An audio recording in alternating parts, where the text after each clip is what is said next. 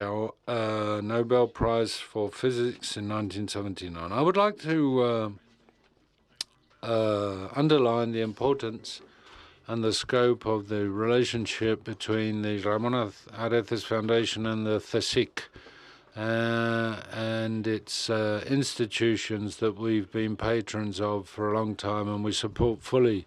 We also collaborate with the CSIC in research projects, and we try to invite many of its leading scientists to the foundation. The topic today is of special interest to the foundation, and we try to deal with it as often as we can. To give you some examples, last year we had a seminar organized together with the Nobel Foundation on imagination at work with 2 Nobel Prizes. Imagination at work would be a good slogan for us all.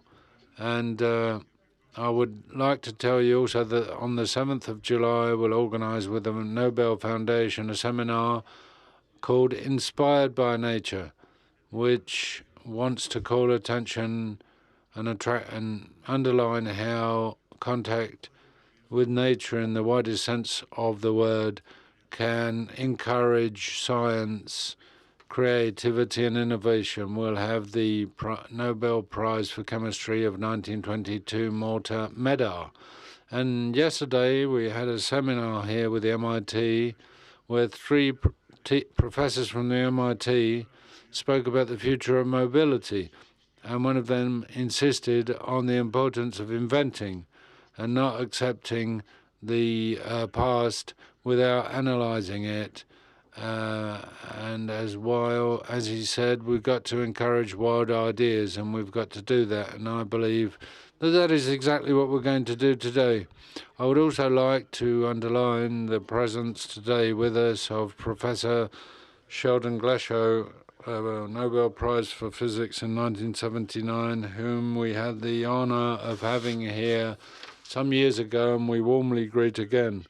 And he, at the time, during his first visit, gave us an enthusiastic lecture on the power of particulate physics. And he convinced the most skeptical people in the field about the enormous amount of inventions that have influenced our current life, from GPS to digital photography, medical imaging techniques, etc. And I'm sure that he will not disappoint us today. Quantum technologies are very important, and they've been dealt with many times at this foundation. We hope to organize in the future, near future, a very important event on this topic, and we'll let you know about that. And I want to finish by saying that we're very satisfied at the Ramon Areces Foundation to be able to contribute to reflection and analysis on this important topic. It's one of the main tasks of the foundation, and we're very pleased to meet it. Thank you very much. Tiene la palabra don Ramón. Now pass the floor to Mr. Ramón Torrecilla, the General Director of the CSIC Foundation, the Center for Higher Scientific Research, the CSIC. Good morning. I'm not the president of the CSIC.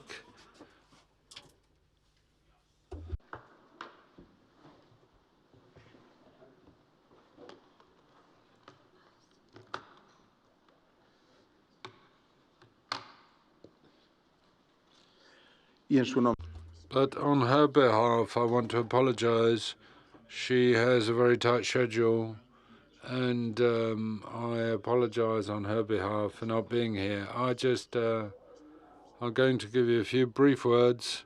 First of all, I would like to thank everybody, the members of the European Academy of Doctors, the representatives of the Ramon Areces Foundation, especially the Foundation's director, who is always here with us, giving us support, the Forum for Innovative Companies, the General Foundation of CSIC, and the Ciudad Requena Foundation. It's an honor to welcome you warmly to this first meeting on creativity and innovation Conversations on quantum technologies.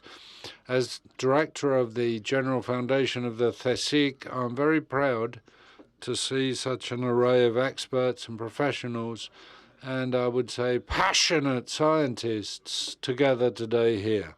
And for me, this meeting is a clear example of the importance and the need for institutions and companies to collaborate to promote the development, scientific development, and technological development of our country.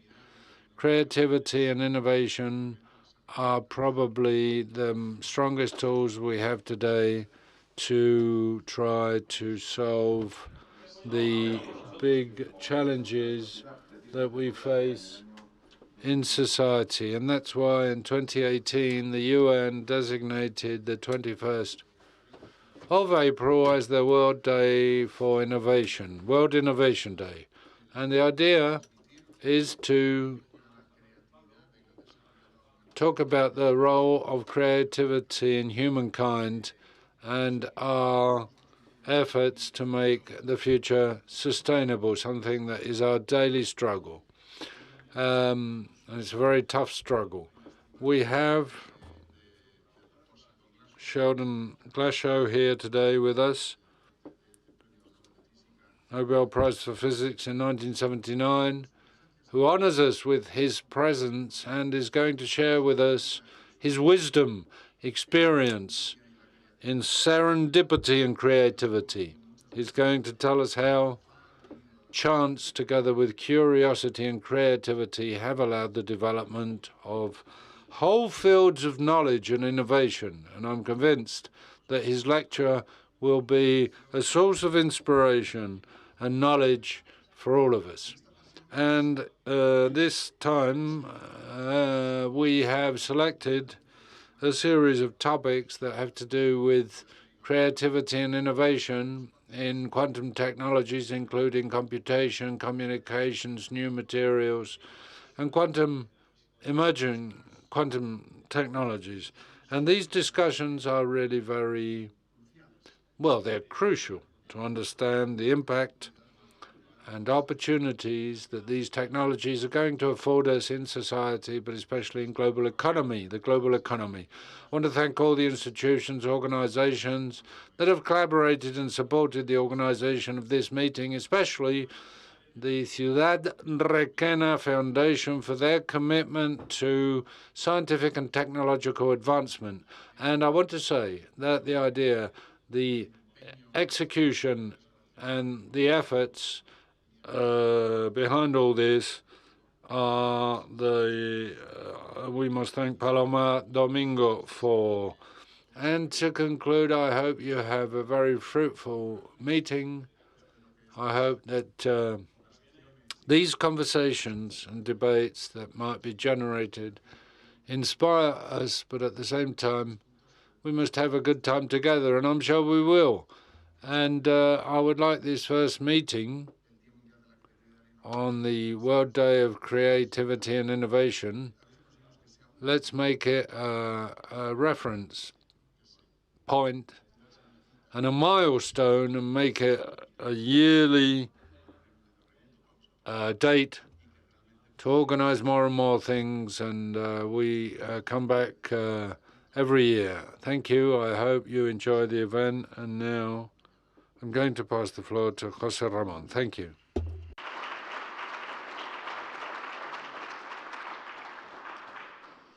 Muy bien, muchas gracias.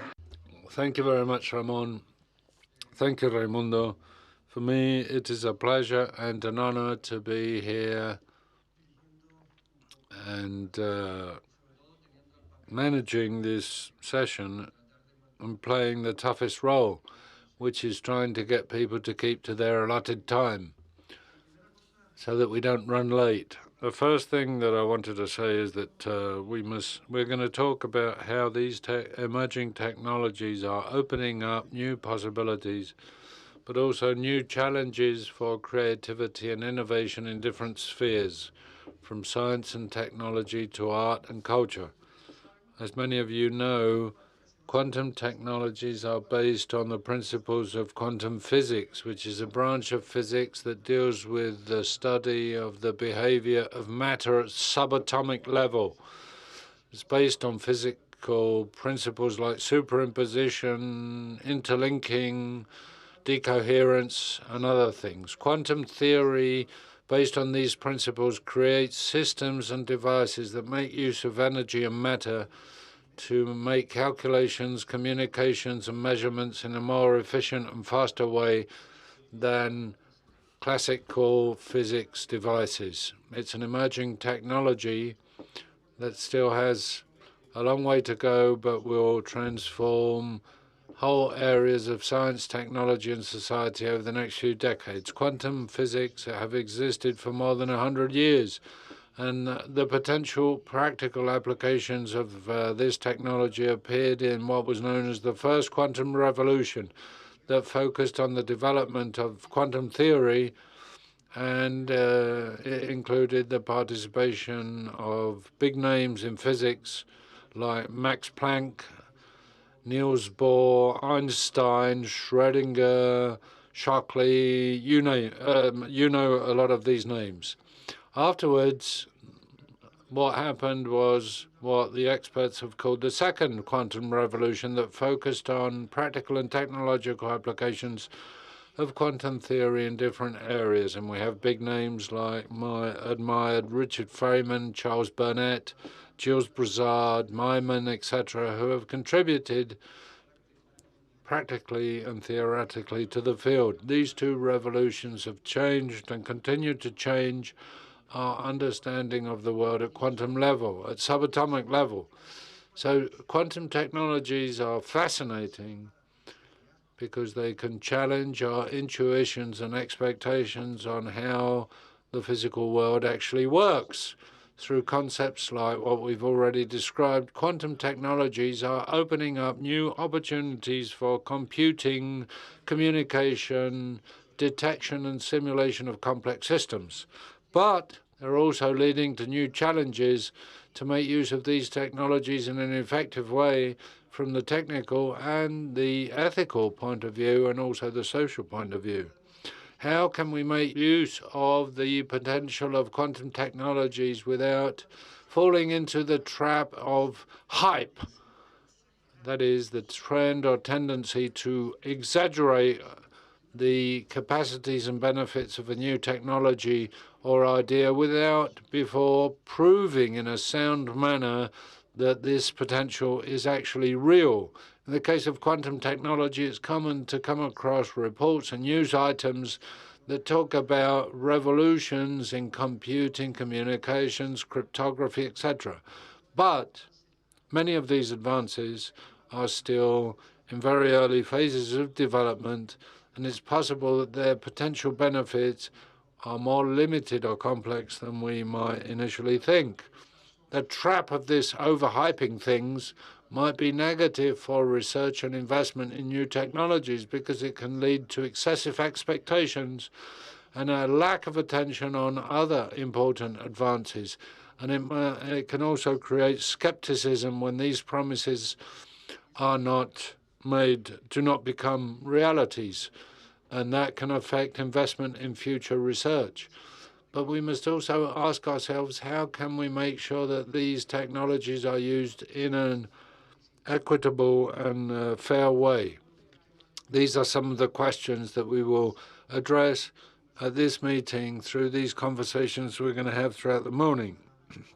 And to open and start up and look into this extraordinary field of knowledge, we have an opening lecture by probably one of the greatest and most important physicists in the field in history. And in his first 90 years of life, he has shown clearly why he is considered a leading expert in the field, together with other people who, with their inventions and discoveries, have contributed to the field. And we're going to have a lecture, opening lecture on the world of quantum physics. Sheldon Glashow and his work are completely associated with quantum technology. He was born in New York, the son of Russian immigrants, and he went to the Bronx High School of Science, which is the only secondary school or high school in the world that can boast that 8 pupils of the institution have been given the Nobel Prize and the Pulitzer Prize. Dr. Glashow was given the Nobel Prize for Physics in 1979 together with 2 colleagues, Dr. Stephen Byberg, who was a colleague of his at the Bronx School of Science, and Abdul Salam, a Pakistani professor, for their contribution to the unification of electromagnetic and weak forces, which is known as the electroweak theory. There are 4 forces: the force of gravity, electromagnetic forces, the weak forces, and the strong force that brings together protons and neutrons in the core of the atom. If we consider that we have a single universe, it's natural to conclude that what happens in the universe can be the result of a unified process. After the work of Maxwell, who showed that electricity and magnetism were the 2 sides of the same coin, Professor Glashow was the one who took the first step into furthering this work, and he built a theoretical model which showed that these forces were the expression of a single interaction that he called electroweak. Both forces are different, but they're at the same time unified. And his theory predicts the existence of a new particle whose discovery at the CERN was one of the milestones of the history of physics. This theory also has very important practical applications in particulate physics, astrophysics, and cosmology. For instance, it's key in understanding the disintegration of subatomic particles and understanding the workings of stars and the nuclear reactions of the universe, and has allowed for the creation of particle accelerators and positron technology used in medicine to diagnose diseases. Professor Glashow today is not going to talk about particle physics. He did so in the past when he came here before, but he is going to talk about something fascinating: serendipity, or happy chance discoveries in science. I hope you enjoy his lecture. Sheldon, the floor is yours.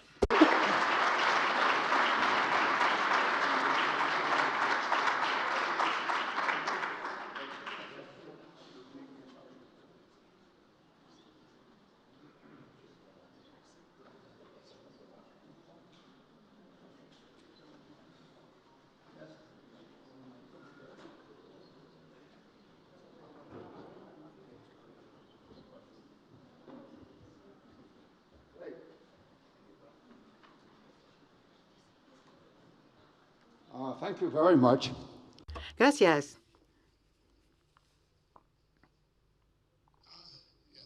Sería mejor que se quitaran los auriculares, sí. Sí, no los necesito aquí.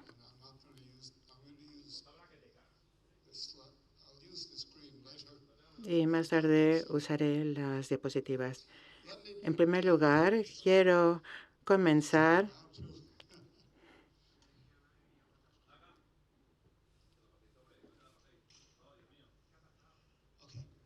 Bien.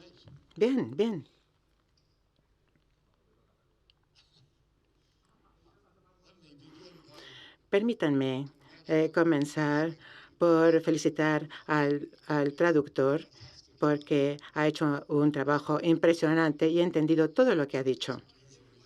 Es algo que no suele pasar. Y voy a decir algunas cosas antes de pasar a mis diapositivas. Las diapositivas tienen que ver con la conferencia que di en Tokio en 2016, hace mucho tiempo.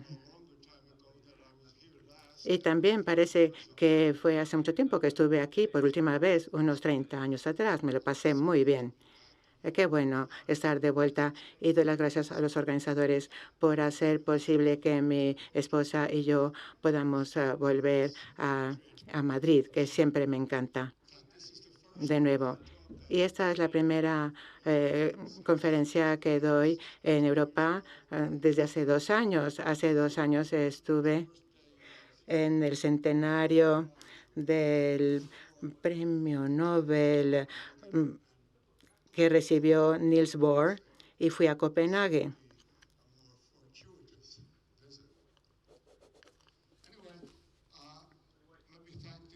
Bueno, doy las gracias a los organizadores de esta maravillosa reunión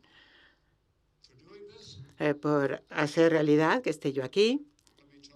Y voy a hablar acerca de lo que me encanta de la serendipia. Y, mientras tanto, bajo la influencia de la naturaleza de esta reunión, recalco la innovación. Voy a hablar de mi segunda palabra para el idioma inglés, especialmente en el campo científico. La primera es charm, el encanto. En el cuarto, quark, que es el charm quark, en 1964. Y ahora mi segunda palabra la oirán en breve.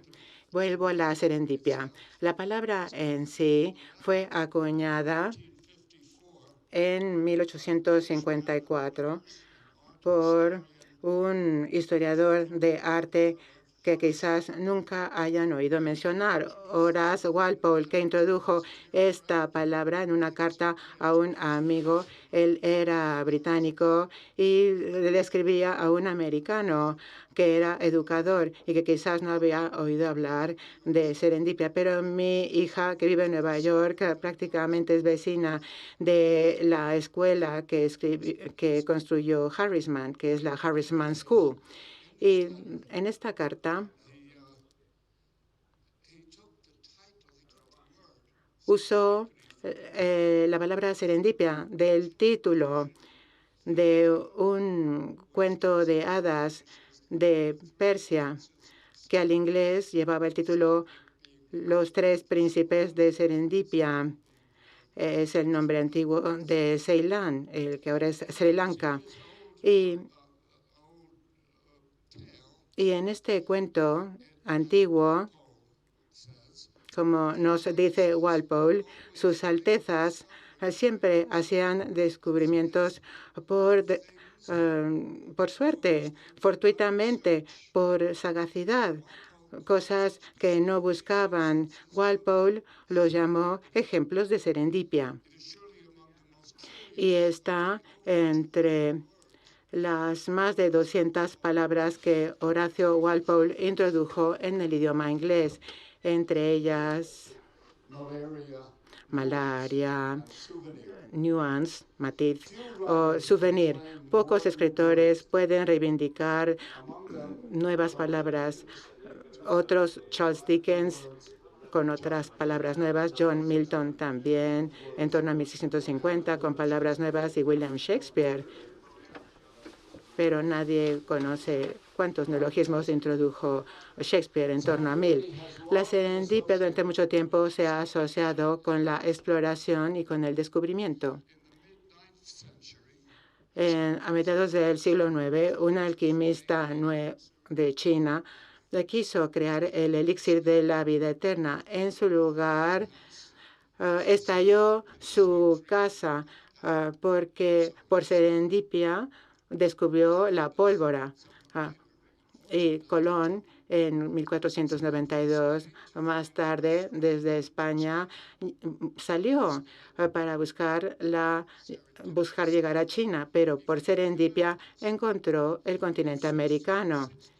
En 1669, Heinrich Brandt, uno de los grandes alquimistas, el último alquimista contemporáneo de Isaac Newton, que también tenía algo de alquimista, buscaba el elixir de la eterna vida también y tuvo éxito extrayendo de su orina una sustancia blanca pura que llegó a conocerse como fósforo, el material que puede encenderse espontáneamente.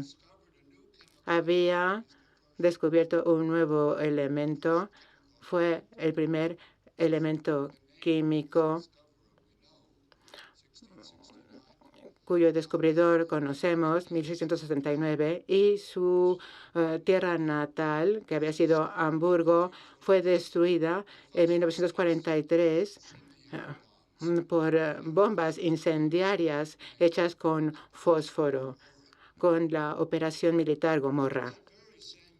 Y en ese mismo año de 1943, los alemanes lanzaron sus propios ataques militares sobre la ciudad italiana de Bari, que en ese momento estaba bajo control aliado, con el apodo de Little Pearl Harbor, con 28 barcos mercantes y matando soldados británicos, americanos y también muchos italianos, civiles italianos. Un buque norteamericano cargado, completamente cargado, con 200 bombas de nitrógeno y de gas mostaza, fue destruido, liberando gas mostaza y envenenando, intoxicando a todos los que estaban en ese momento en Bari a su alcance.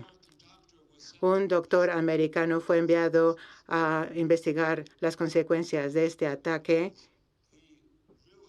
y él se dio cuenta de que los efectos del gas de mostaza suprimía a los glóbulos blancos y pensó que tenía una posibilidad de curar ciertos tipos de cáncer. Y en verdad, más tarde, cuando se levantó el secreto, la confidencialidad, surgieron diferentes soluciones médicas.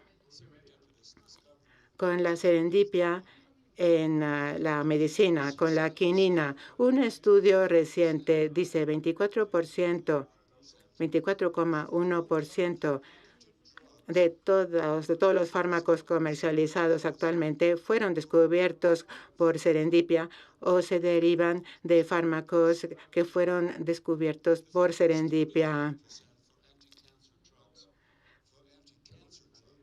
Fármacos contra el cáncer, lo que incluye la mustina, cisplatino, vincristina y más.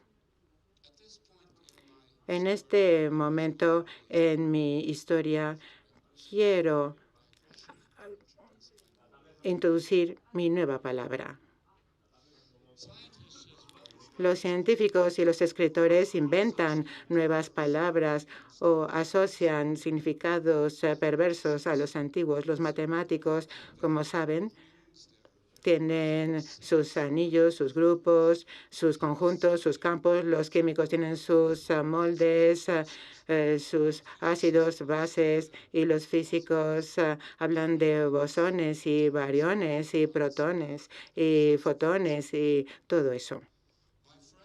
Y mi amigo y mentor, Murray Gell-Mann, habló de quarks, acuñó la palabra quarks,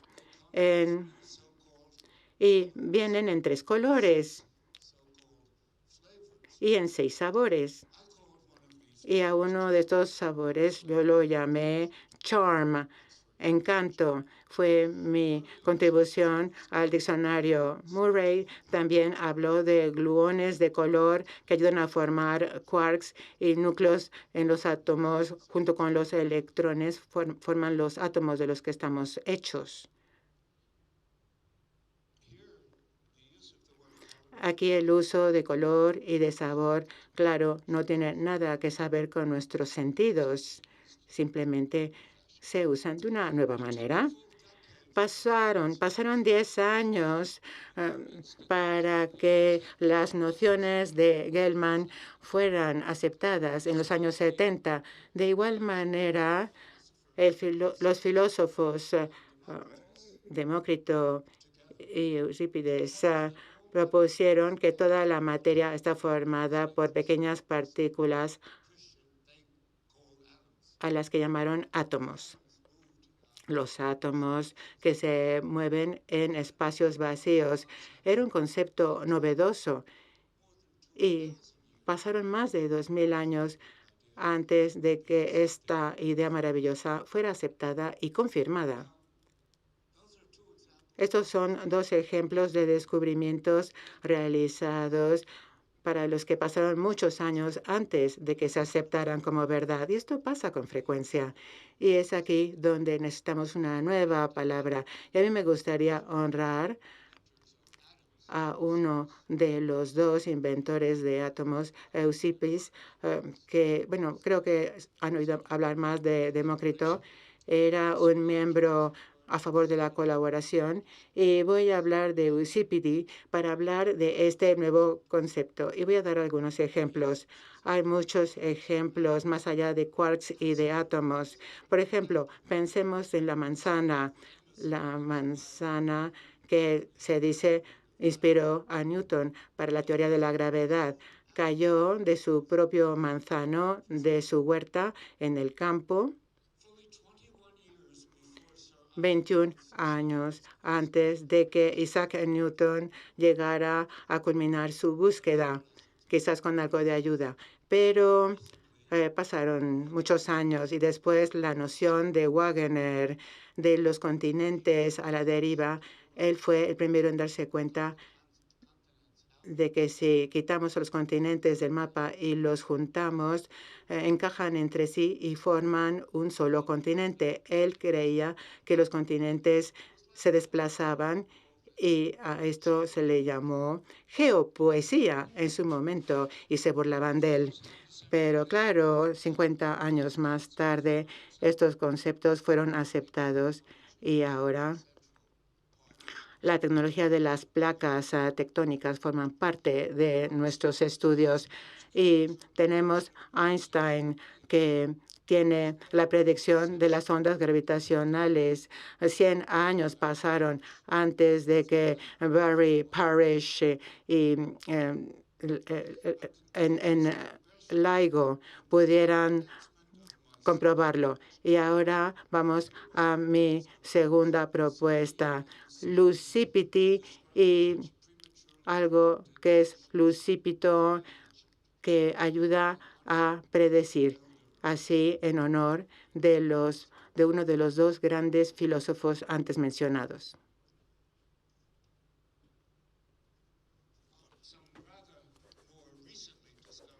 Y tenemos también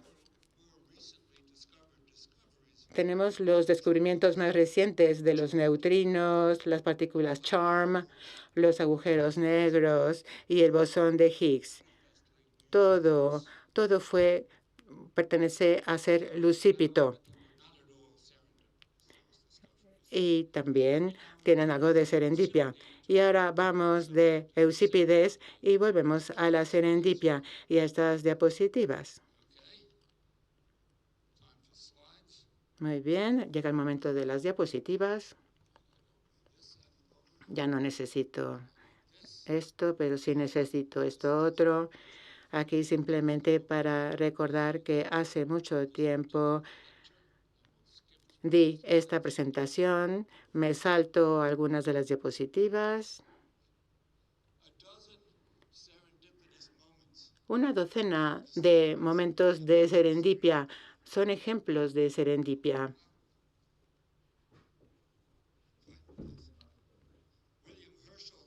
William Herschel accidentalmente detectó un nuevo planeta, descubrió Urano, y más tarde también él descubrió por accidente una forma invisible de luz, la luz infrarroja. Y en 1820, Ørsted, mientras daba una conferencia en Copenhague sobre física, percibió, más bien fueron sus alumnos los que percibieron los efectos magnéticos de la electricidad. Había descubierto que la electricidad produce imantación accidentalmente, y también accidentalmente Faraday pudo observar los efectos eléctricos del magnetismo en 1831. Los primeros rayos X producidos por Röntgen en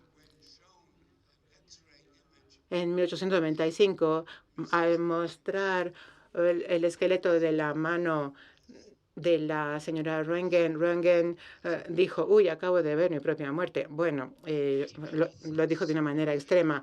En 1896, Becquerel, inspirado por el descubrimiento de los rayos X, llega a emitir algunas hipótesis un tanto locas de la luminosidad y se fijó en una sal de uranio para mostrar la luminiscencia y descubrió la radioactividad.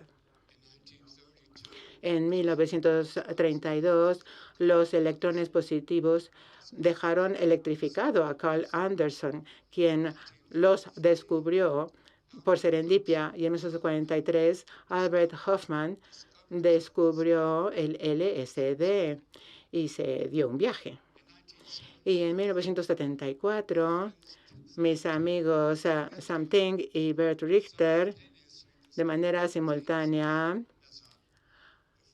descubrieron el bosón J-psi que contiene quarks. En 1984, la primera síntesis accidental de la sustancia conocida como grafeno, para la que se depara un gran futuro a nuestro favor, usando cinta adhesiva. Todo esto fue descubrimiento por serendipia. Y José Ramón nos dice que hay que ir con cautela al esperar grandes ventajas de descubrimientos recientes en la computación cuántica. Va a pasar mucho tiempo antes de que podamos contar con computadores, supercomputadores que hagan más cosas que las actuales, aunque se ha hecho mucha publicidad de la fusión nuclear, de la fisión nuclear, para sacar provecho de la fisión del hidrógeno. Algún día obtendremos ventajas, pero les aseguro que no será en este siglo. El dinero se está invirtiendo en 20, 30 startups trabajando en la fisión nuclear, pero por ahora no logramos avanzar. Pero pronto veremos avances. Yo creo que sí.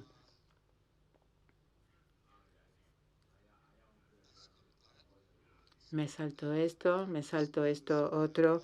Simplemente resaltar el descubrimiento de Becquerel fue triple serendipia. ¿Qué elemento eligió Becquerel? Podría haber elegido otros aparte de uranio. ¿Qué habría pasado si el cielo de París hubiera estado despejado y Becquerel no hubiera tenido que repetir su experimento original? ¿Y qué habría pasado si Becquerel no hubiera vuelto a trabajar con esa placa que había guardado en un cajón? Triple serendipia. Algunos elementos fueron descubiertos por accidente. He mencionado el fósforo, el hidrógeno, el yodo, el argón y el neptunio. Estos fueron descubiertos por serendipia. Y ahora voy a la serendipia y el color del dinero. Aquí estamos en los tintes. Tantos tintes que fueron descubiertos accidentalmente en 1704 utilizando reactivos baratos y contaminados. Un fabricante de pinturas, Diessenbach, descubre el azul de Prusia. 1846, Henry Perkin, el químico, intenta sintetizar la quinina, pero en lugar de obtener cristales blancos de la quinina, obtuvo una masa maloliente con un color de donde surgió el malva, el primero de los tintes a base de anilinas. Y la reina Victoria y la emperatriz Eugenia vestían trajes de color malva, una gran sensación de la época, y Perkins se volvió un hombre muy rico. Y von Hofmann descubrió magenta, también otro de los tintes a base de anilina, y a él también le fue bien financieramente hablando. Y en 1863, esta persona que buscaba un nuevo tinte descubrió una sustancia química amarilla de una manera inesperada y descubrió el TNT. Sabemos la naturaleza explosiva que tiene y dejó de usarse como tinte cuando se descubrió que era más eficaz que la dinamita. En 1897, un termómetro que se había roto accidentalmente llevó a Eugenio Sapper a mezclar mercurio con lo que estaba experimentando en ese momento y logró sintetizar el íñigo. En el pasado se había producido de una manera maloliente, pero ahora se había sintetizado. Y el azul monestral en 1928, ya sé que ha pasado mucho tiempo, pero el tinte azul en 2009 es el último compuesto de itrio, indio y magnesio. ¿Quién hubiera pensado que de ahí saldría un precioso azul? Y sigue así la historia. Así, también quiero hablar de los sustitutos del azúcar. Tenemos 6 sustitutos del azúcar que se usan con frecuencia o se usarán con frecuencia, y de todos ellos solamente y todos ellos menos uno fueron descubiertos por accidente.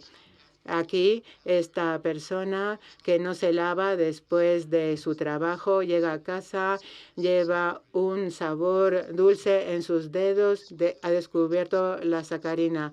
Miquel Sueda, en el campo de la medicina contra la fiebre,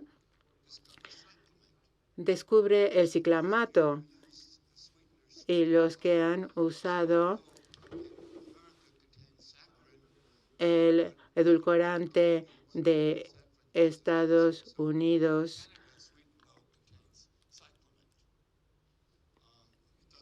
usa ciclamato.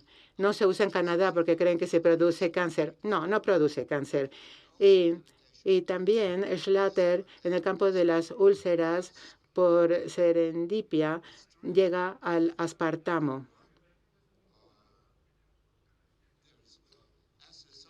Y también tenemos el acesulfano. De nuevo, cuando alguien se chupa los dedos para pasar las páginas de lo que estaba leyendo en ese momento, así descubre el mágico ingrediente de la Coca-Cola cero. Y el edulcorante es la sucralosa. No, el acesulfano. Y voy a hablar también de la sucralosa, que es un compuesto perverso a base de cloro. Un estudiante universitario de la India le habían dicho que hiciera un test, pero entendió taste, que tienes que probar el producto, y encontró que era dulce. Y también otro producto descubierto en los años 2000 que pronto se va a usar, ya ha sido aprobado por FDA y es más dulce que todo lo que he mencionado, pero no se describió por serendipia y se llama New Tiny.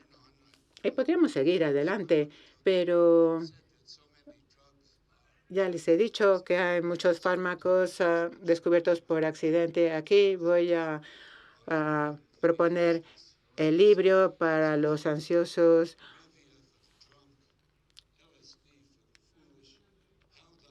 para las personas que han bebido de más. Tenemos la revia, LSD para los insensatos, retina para las arrugas, Chantix para los fumadores, cisplatino contra el cáncer, NO2 en dentistas, la mustina que se sigue usando de alguna u otra manera, el gas mostaza que se descubrió a partir del bombardeo del puerto de Bari, etcétera.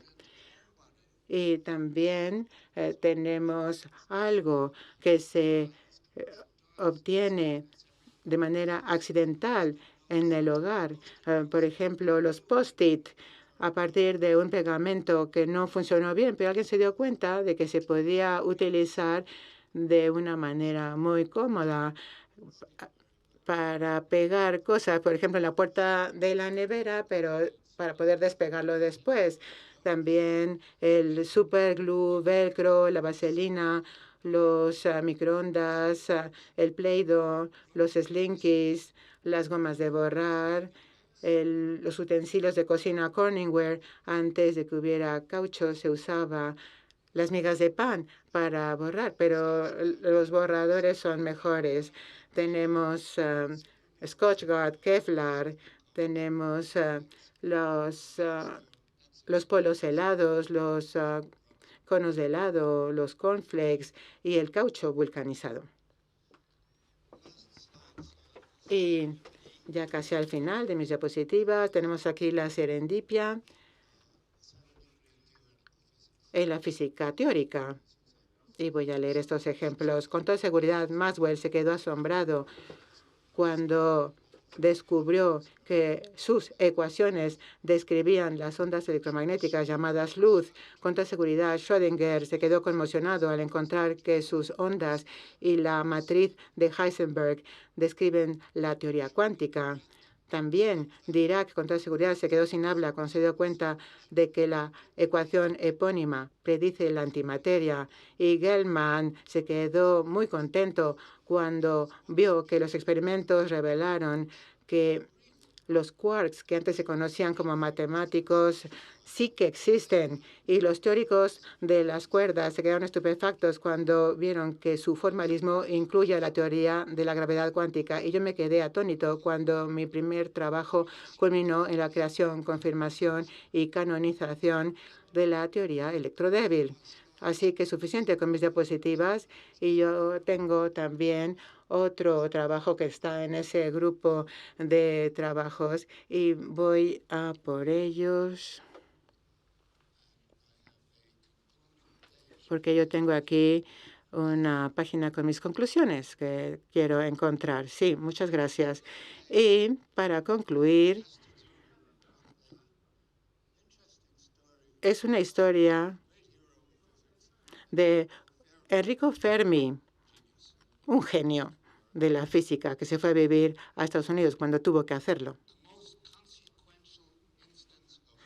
Un ejemplo de serendipia en los años de 1930. Enrico Fermi y su grupo de compañeros a los que se les llamaba Penny Spending Boys usaron los neutrones, acababan de ser descubiertos en 1932, y los empleó.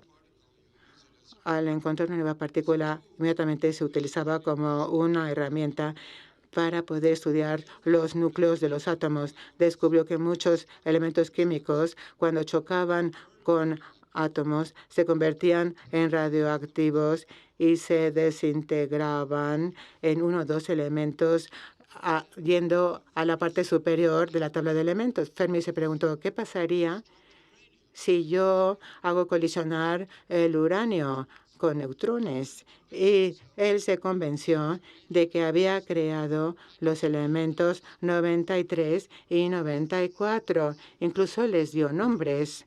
Uno fue osinio y el otro fue hesperium.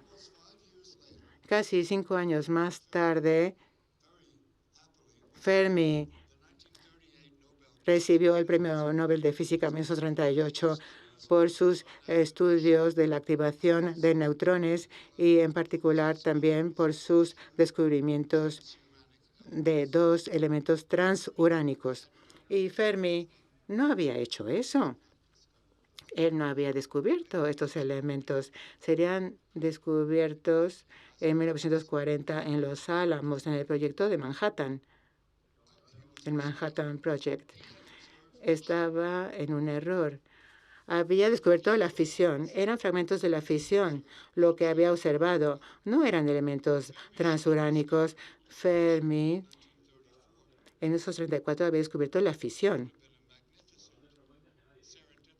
Habría sido un magnífico descubrimiento de serendipia, pero también catastrófico para todos nosotros, porque si en 1934 se hubiera descubierto la fisión, en el caso de Italia, si Fermi, con su intuición, a pesar de su intuición, no hubiera fallado, los alemanes habrían descubierto la fisión en 1934 y con mucha certeza, si esto fue en 1934, habrían tenido tiempo para crear armas nucleares y quizás también habrían tenido la oportunidad de ganar la Segunda Guerra Mundial. De manera que esta es una consecuencia de lo más fortuita.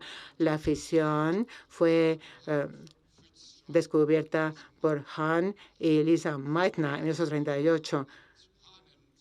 Hahn y Strassman compartieron el premio Nobel por ese descubrimiento. Lisa Meitner fue apartada en parte porque era mujer y también en parte porque era judía y también en parte porque tuvo que escapar de Alemania en el momento en el que se realizó el descubrimiento.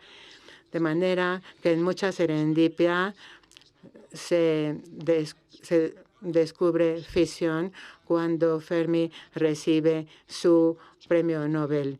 Pero imaginen qué habría pasado si Fermi 10 años atrás hubiera sabido que sí había descubierto la fisión y no los elementos transuránicos. Sí que hemos tenido suerte.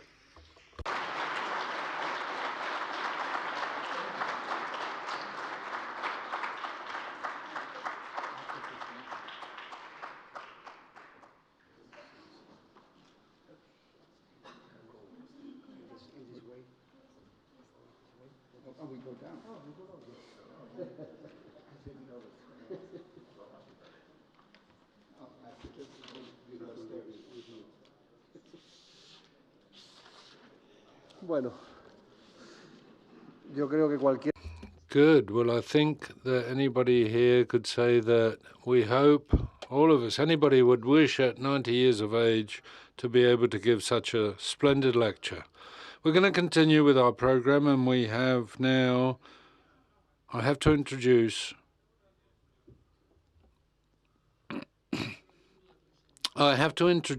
Paloma Domingo, who's the joint or the vice director or joint director of the General Foundation of the CSIC. And she's going to tell us about best world practices in innovation based on research. Paloma, you have the floor.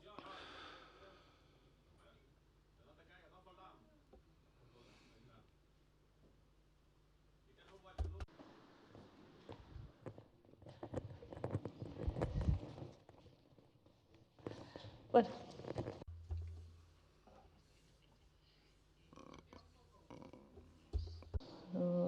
Avance página. ¿No? ¿Verdad? Que no sé qué pasa. No sé por qué no va para atrás. Ahora. Vale. Bueno, buenos días a todos. Good morning. I want to thank the Foundation, Ramon Areces Foundation, and Raimundo, the Royal Academy of Doctors, José Ramón, the Innovative Company Forum. We work together and it's marvelous, and the Ciudad Arcana Foundation, and all of you for being here on a Friday. When we thought the 21st is a Friday, we thought people are working from home. We wondered whether people would turn out and come here. And you have, so thank you very much. You've actually left your homes to come here to this meeting and have a good time and learn. I wanted to tell you about this report that we produced because talking about innovation, serendipity, and creativity, it's obvious that there are different ways and alternative ways of producing value and adding value for people through science. And one of the missions of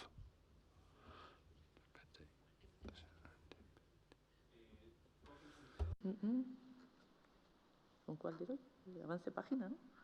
En este. Ah, que tengo. Madre mía. En plegante, ¿no? En este.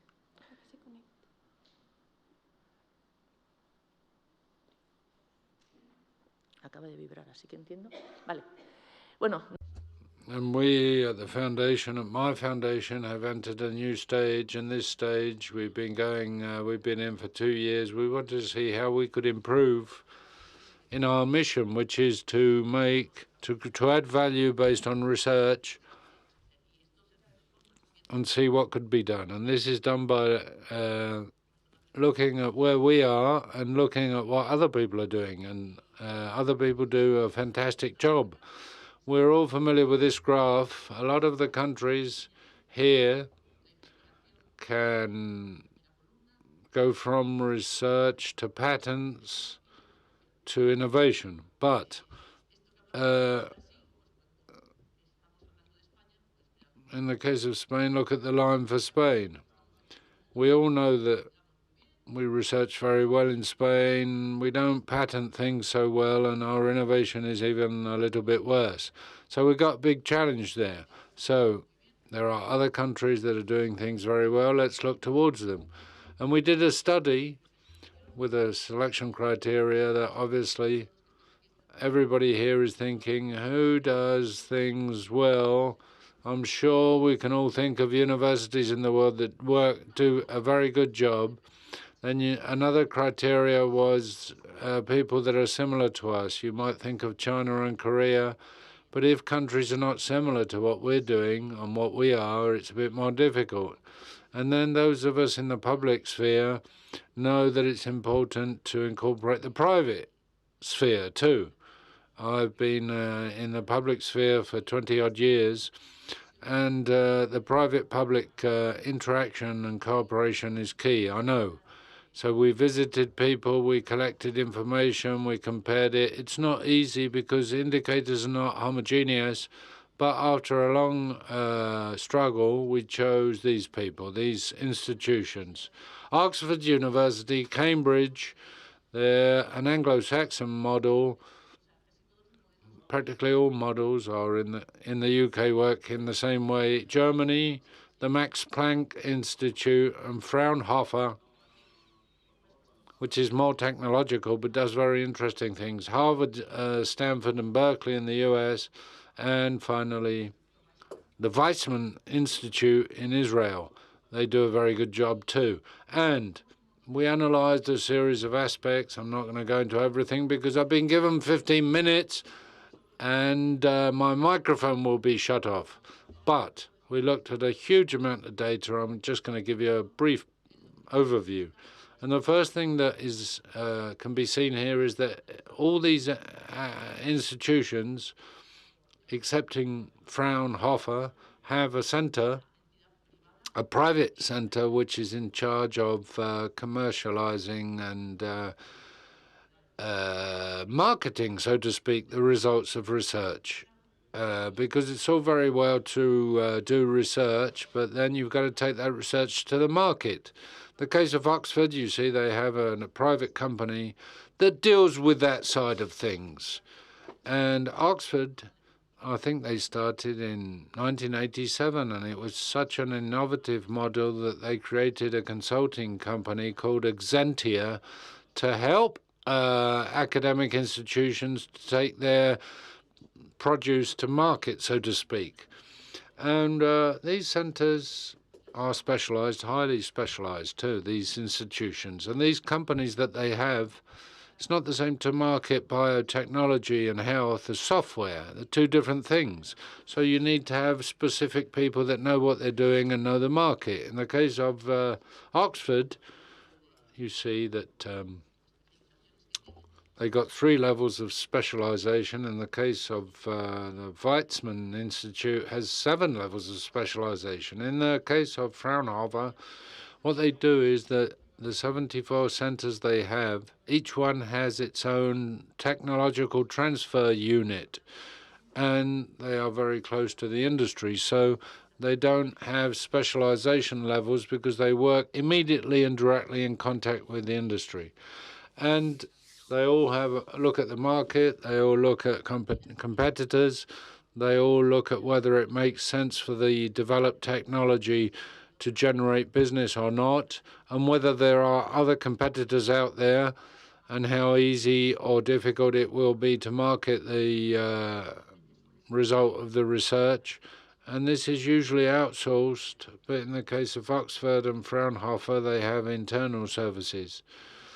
Now, they all have a greater income than expense, which is a very good thing. They generate a huge amount of revenue, and that is because the profile of people that join, the 30 to 70 people that join these companies, have a very high level of knowledge of the market, and they know the market. And we know, I'm at the university, we all know that the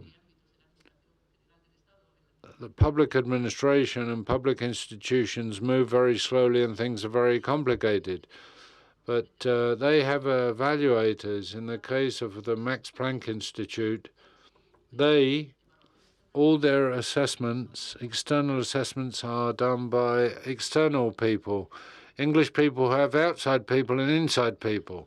And then the royalties of research, the owners of the research are the universities and institutions themselves.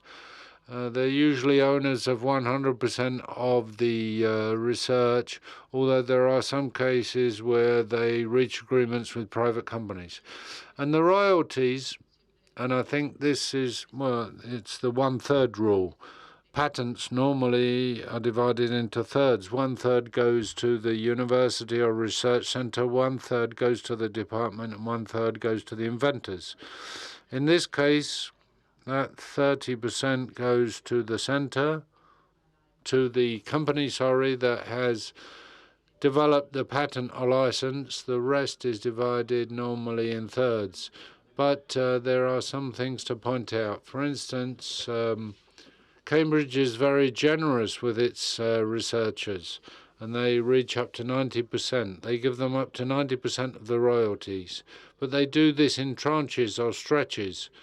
Up to 115,000 euros, I think 90% of it is given to the researcher. Up to 200,000 euros, it comes down, and then after 200,000, the 1/3 rule applies again. And the president of Harvard University gets 15% of all royalties generated by the university. Not bad, is it? Not bad.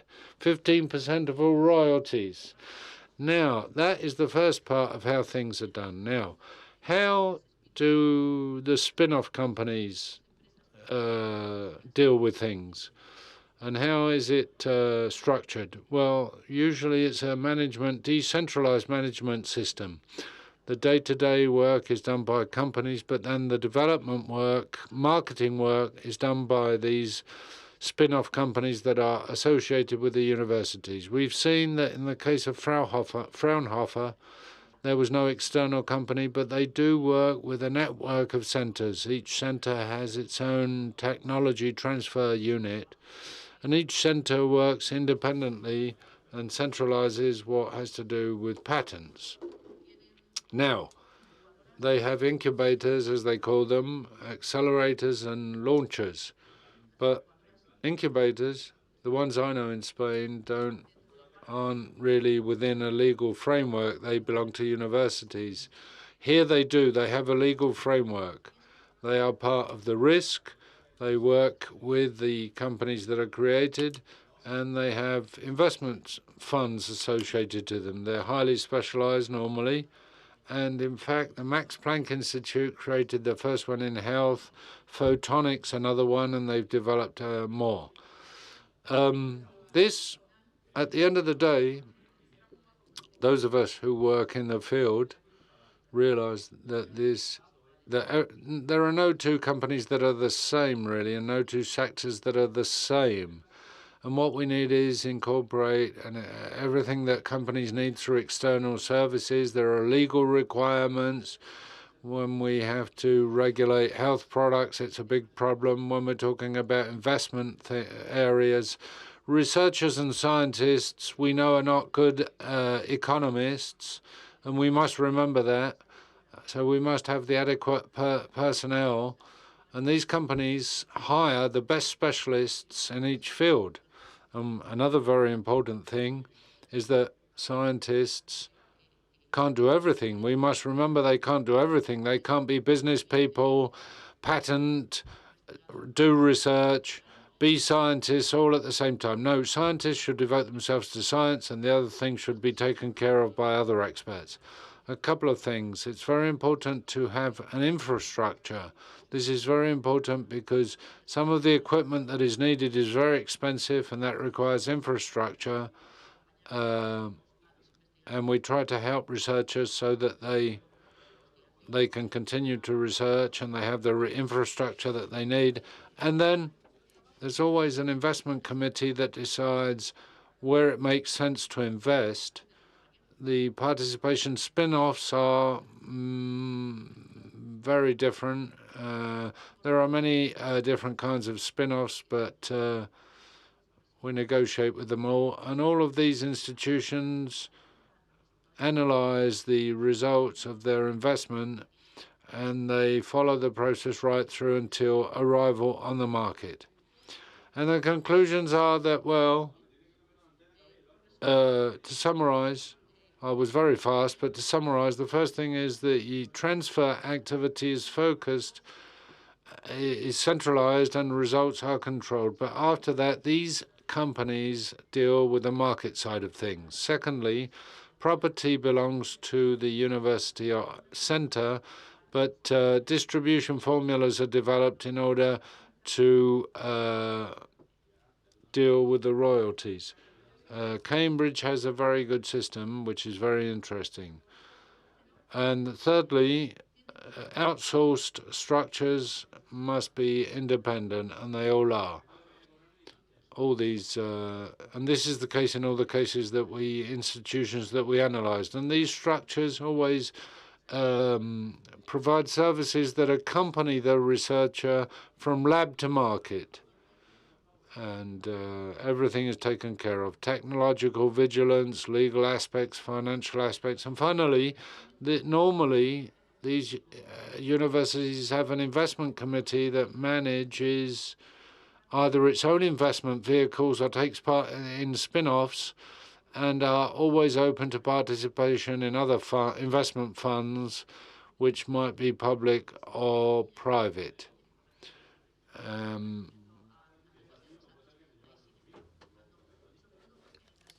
Industrial investment is very specific and very complex, and should be dealt with by people who know what they're doing. And that's all from me. This report is much longer than what I've told you. It's on the website of the General Foundation of the CSIC, and you have some bookmarks to help you. Thank you very much.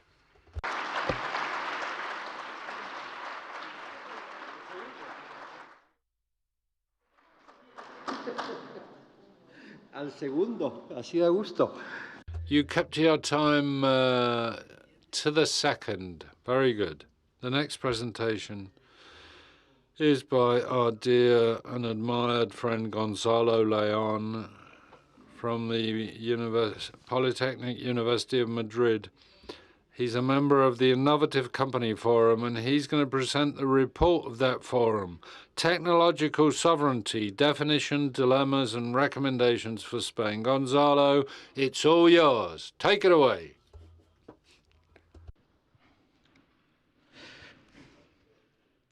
Bueno, muchas gracias. Well, thank you very much. And thank you to the Ramon Areces Foundation. Thank you to the CSIC for inviting me to be here. I am going to talk on behalf of the Innovative Company Forum. It's a think tank which we try to promote. We try to promote innovation, and some of my colleagues are here with me today. And in this case, this was done together with another group of people who are associated with another association that's based in Catalonia, in Barcelona, which is what they call the INDI, the Institute for Innovation and Development. And we decided to look at technological sovereignty and how that might affect innovation policies, not just in Spain, but in the context of Europe. And what we did was to create a working group of 8 people in the industry and from academia to contribute their experience. We participated in what was done, and then we had a validation process. And the result of all this was this document which we produced, Technological Sovereignty, Definition, Dilemmas and Recommendations for Spain. If you want to download it, it's available at this website. And I'm going to tell you about this. What has happened in recent months after we published this report? Well, initially we thought, well, we're going to analyze the context of this, which is now called technological sovereignty in the EU, was an opportunity to see what could be done. It was when we began, and it continues to be. The problem, in fact, is not just an academic study of what technological sovereignty is, but what we could do from the point of view of innovation in order to strengthen our position and our ability to face up to challenges in this area. And we did it in a framework which could be important, which might allow us to have resources to continue to work in Spain. And this is the Recovery, Transformation and Resilience Plan and the opportunities that might be derived from the strategic projects for recovery and economic transformation. So this was an opportunity, and this opportunity we wanted to make use of in order to see what could be done and contribute with specific proposals to the debate and see how what could be done in Spain could be associated with the rest of the countries of Europe and make use of everything. And we've still got a long way to go, but we've started. And the context where we looked at technological sovereignty is very much associated with another concept that is also being wielded at European level and which is in the media every day, which is what we call strategic autonomy or independence. And this is understood in many different ways. Macron has his ideas of strategic autonomy based on France and la grandeur of France. But there are other people with different ideas about strategic autonomy. But for us, that has to be based on a very important concept, which is technological sovereignty. From our point of view, without technological sovereignty, you cannot have strategic autonomy. And that's a very important thing because in Europe, you can delegate defense on the US or in the US, manufacturing in China, and, well, hope for the best and hope that God helps you. But you've got to do practical things if you really want to achieve results, both nationally, in terms of national policies, and also internationally and multinationally, how international alliances influence the picture, because everything is global today. There are many definitions. There's one here. The Fraunhofer Institute defines this technological sovereignty as the ability of a territory or state or group of states to develop technologies that it considers critical for its welfare by generating these technologies or guaranteeing their supply from other territories without depending on other people. So this is associated with dependency. It's a key word here, dependency or independency. But what this means is that it is not possible to be technological sovereign without the help of other people and other countries and other territories. We are all interrelated and we have to work with other people. So you've got to choose your partners well and choose your alliances well and make sure that your partners are stable and trustworthy. And we can see this now in the discussions and debates we're having at EU level and how we're changing. And we're imposing limitations on the way people work on initially open programs like the Horizon program in Europe. Things are changing, so it's not so easy now. And we're working with Africa, and we realized that even choosing with who we worked with was a bit of a problem. There was a battle going on in Africa between different countries. So the question is, what can we do here? Well, the report tried to ask a question: what technologies are considered critical and why? Another question: what is the territorial sphere that we have to act within?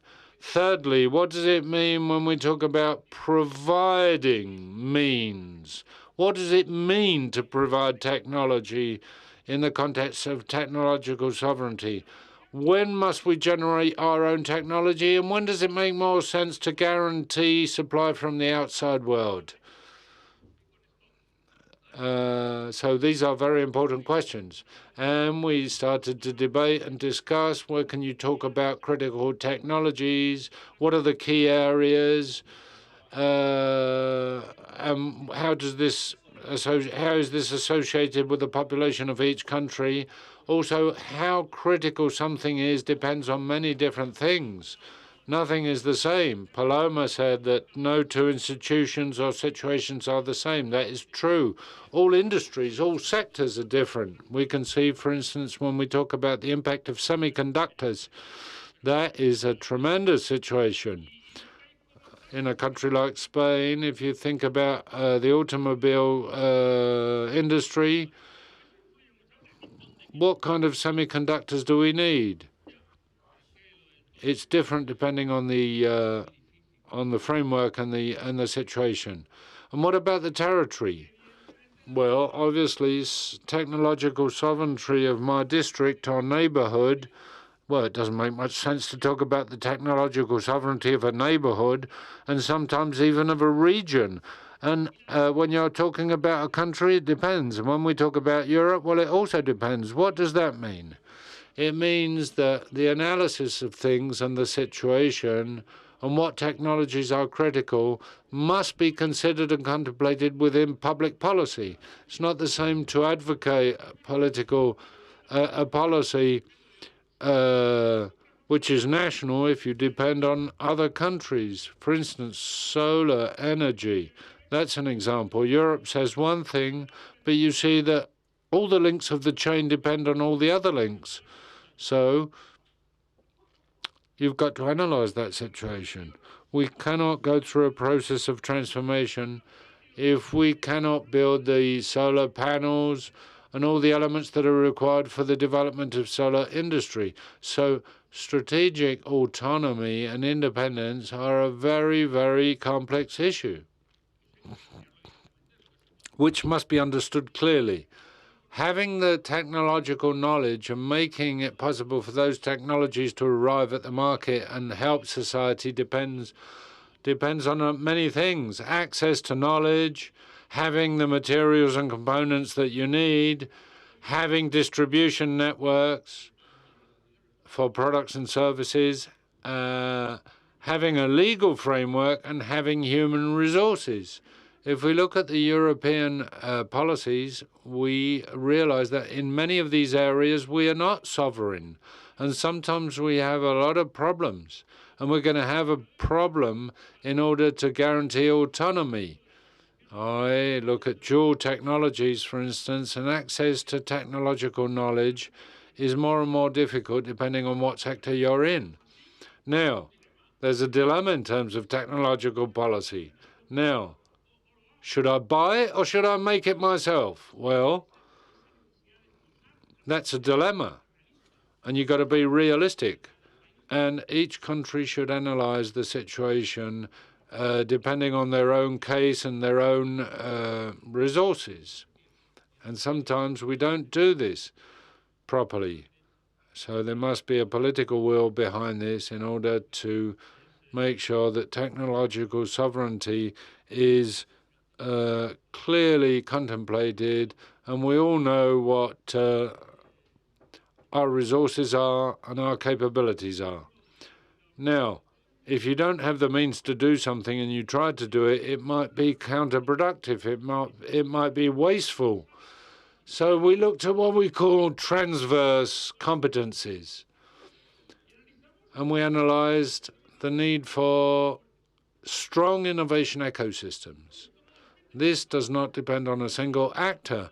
It depends on the ability of all actors to work together. Depends also on the ability to understand what disruption there is in the global chains of supply and how we can isolate the problems and define them well. It also requires public-private cooperation to face unexpected events. For instance, COVID-19. COVID-19 put us all to the test and showed how we need to quickly guarantee certain means and resources that we need. And Spain has increased its economic resources, but there's a problem in Europe, and the first problem is that we often don't have the personnel. We don't have trained human talent. And also, we've got to have a society that is prepared to address challenges and carry in risks. If we don't do that, if we don't prepare society, it's going to be difficult for society to face up to these new problems. Now, what about industrial investment? Well, it's very important, but it's not the only thing. We've got to think about sectors and industries of the future. What we do now might be different from what we do in the future. So technological sovereignty must be understood in a dynamic way. And we're talking about quantum technology. Well, it's funny because that is what we have to do. We have to think in terms of quantum physics and think about what we do now and what we might have to do in the future. We've got to choose the study, analyzed patents, and divided industries into clusters and analyzed opportunities. But the patent analysis is all very well, but that picture is not a still picture. It's a moving picture. And we've got to go beyond what we know today. We must think about emerging technologies, and that means that we must lay the foundations for technological sovereignty in the future. There are a series of proposals. For instance, analyze sovereignty from a national coordinated positioning and define a national strategy for technological sovereignty, which goes beyond the problems that we have as a result of decentralized policy. We have to have a holistic approach, and we must, I insist, have public and private collaboration, and also we must remember that all this must be supported by the state. Our friend Raimundo was telling us about an experience he had with an ambassador in Switzerland. Well, we must remember that the diplomatic work of the state is key in this regard too. 18 months have elapsed since we started our study. Europe has woken up from its lethargy. After the invasion of the Ukraine, we have realized how important all these things are. And we've seen what problems we have in Europe, and also we've seen how important dual technologies are, and also we've seen how important geopolitical conditioning factors are. And we've also realized that the framework of decision-making is often not coordinated well. Is this a good time for Spain? We must prioritize our realistic actions and measures. And what we've done is proposed a series of things after finishing our report, and we propose that we must continue to construct and develop this idea of technological sovereignty. And I think on Monday or Tuesday next week, there will be a new document published with new proposals and specific proposals to continue to make this key area within Spain, and we must promote the industry and technological sovereignty. Thank you very much.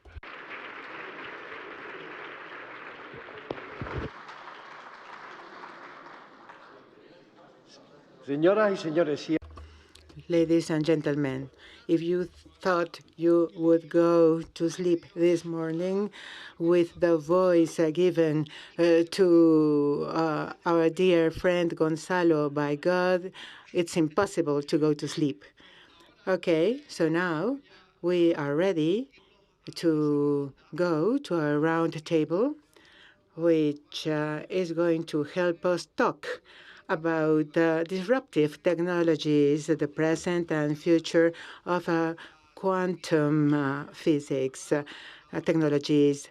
The chairperson is Verónica Fernández Mármol, researcher at the ITEFI, and the members of the panel, Miguel Ángel Martín Delgado, coordinator of QuiteMat, Quantum Information Technologies Madrid, Jaume Torres, CEO from Quantum Ventures, Mateo Valero, director of the BSC, Barcelona Supercomputing Center, and Elena Indurain from International Expansion on Cunasis, CEO Europe.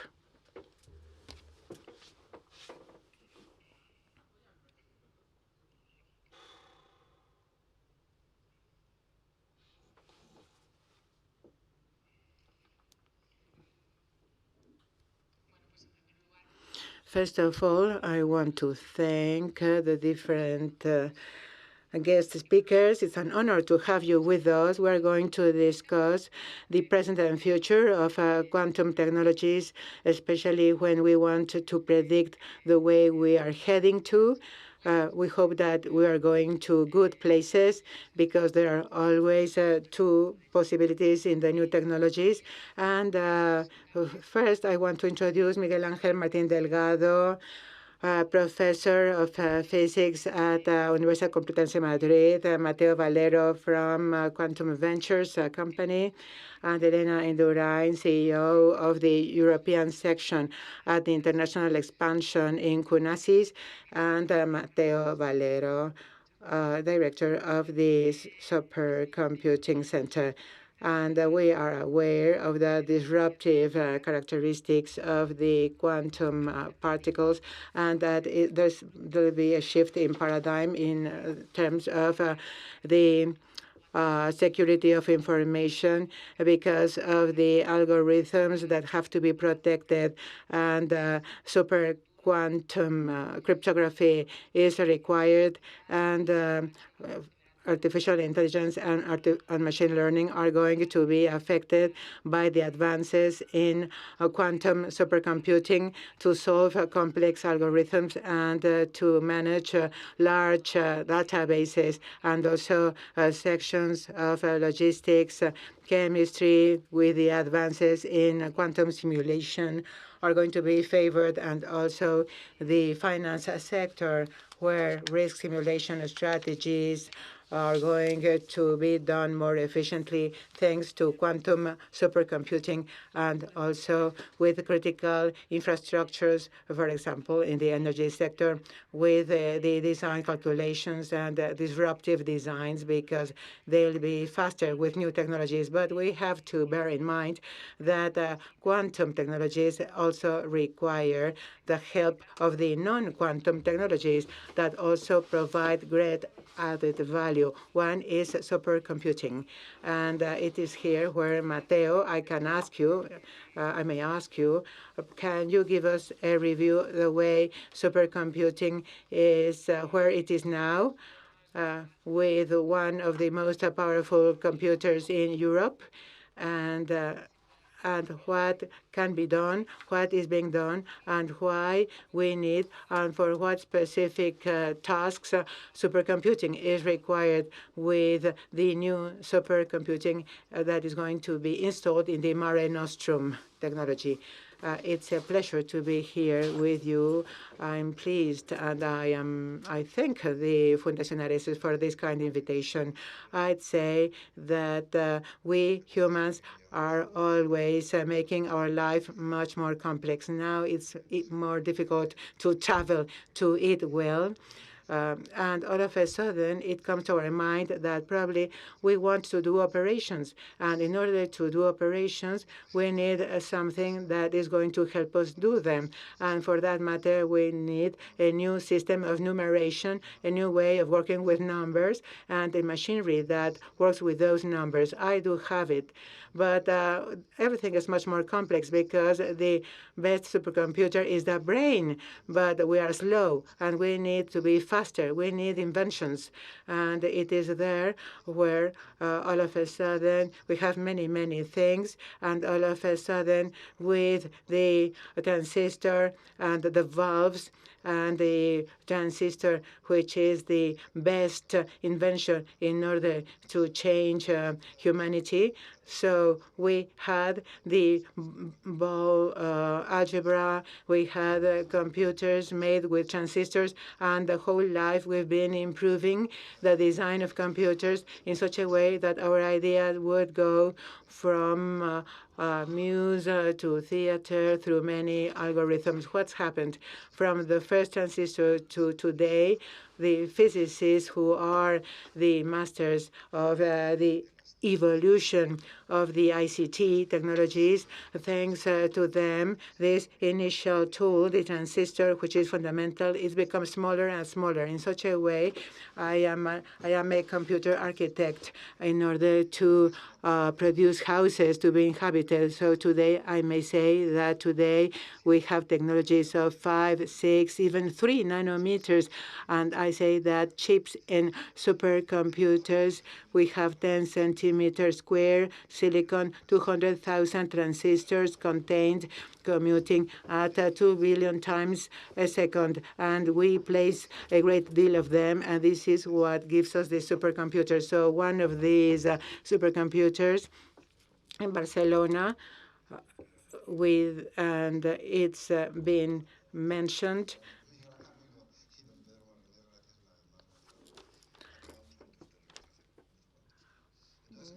Gonzalo. I'm rushing through my presentation. So for a number of years, we've been working together. We saw that year on year, every processor went faster and faster, and we could combine them. We were able to pass on ideas to algorithms, but this is only one stride. But nothing happens. There's no problem. These machines are tremendously efficient. And these processors have carried ideas, conduct ideas that are previous to reality, starting in 1956 with clear minds simulating behaviors of the human brain. And we required powerful computers in order to become a reality. The same happened with the DNA in 1953 with the discovery, official discovery, because we don't know who is behind. There wasn't any technology at that time in order to obtain DNA, and today we do have it. So when artificial intelligence, data, everything comes together, and we have ingredients in order to cook a great paella. And we now are reaching the boundaries. And how can we proceed with specific machines? An example, for example, some time ago, Google brought out neural networks, the transformers, and immediately there was a satellite. And OpenAI was set up, and immediately people of my field in Stanford said, I have to do hardware in order to run the transformers, in order to do ChatGPT, and also the protein folding in order to work 100,000 times faster. as a supercomputer with the hardware, but we need more hardware and we need more help.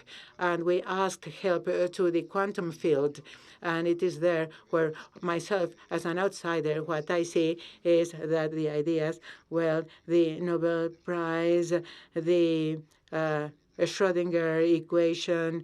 I've always believed in the protons. Everything started there. There have been many improvements, and people will say that there are many, many ways. There's not only one mere transistor. There are many ways of making quantum devices, but it's very difficult for those quantum devices to work together. And for us physicists, it was easy for them in the chips to provide more and more together, but we need more and more. So we have machines. Right now, they are undergoing the polar winter time. Don't believe what people say. We hope that soon they'll arrive. And in the meantime, we have to do things overall programming, where we are going to program.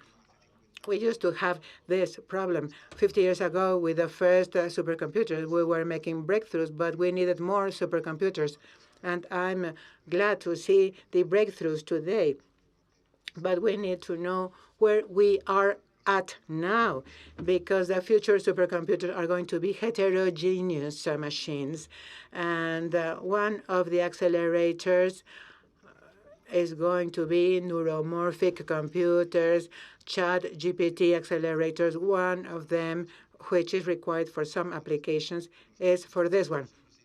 Quantum supercomputers, we hear say, are going to do things what conventional computers can't do today. But they are telling us that some things will be done, but we need coordination. And this is why the European Union has done a program connecting European technology, just as Gonzalo said, in order to enhance the quantum computers in Europe. The best way is to have them connected with supercomputers in order to develop algorithms. So part of the algorithm is going to be done in the conventional computer, but part of it is going to be improved. The algorithms are going to be improved, the hardware is going to be improved, and we need them. We need them. We hear about quantum supercomputing, and here I have two experts. I'd like to know when the quantum supercomputers is going to break the keys and the codes. 500 qubits are required and over, and physical and logical. Probably IBM in 2030 would have them ready. In quantum supercomputing, many breakthroughs have happened, and there are many promises, but we are still hoping for the promises to become reality. In spite of this idea of humanity doing things very, very quickly, we need time to hold a fruitful dialogue, you know?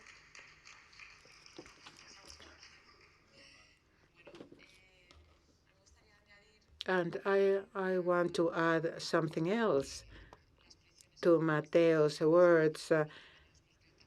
2030 is one of predictions with quantum cryptography in order to break the current codes. But at that time, information is going to be retroactive. So whatever is ciphered today that can't resist the quantum supercomputer is going to be broken.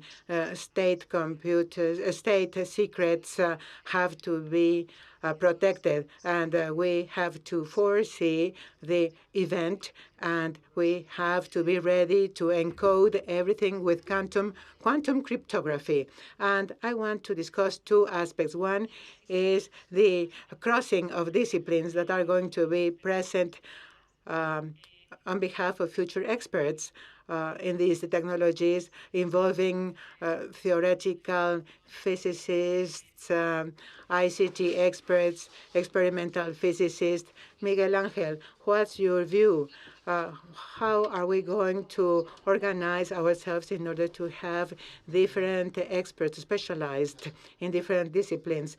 Thank you for being here with us. Thank you for your kind invitation. Well, what I can say is that I think that initially quantum computing used to be a toy for experimental, theoretical quantum physicists, but now it's really caught our attention of serious-minded people.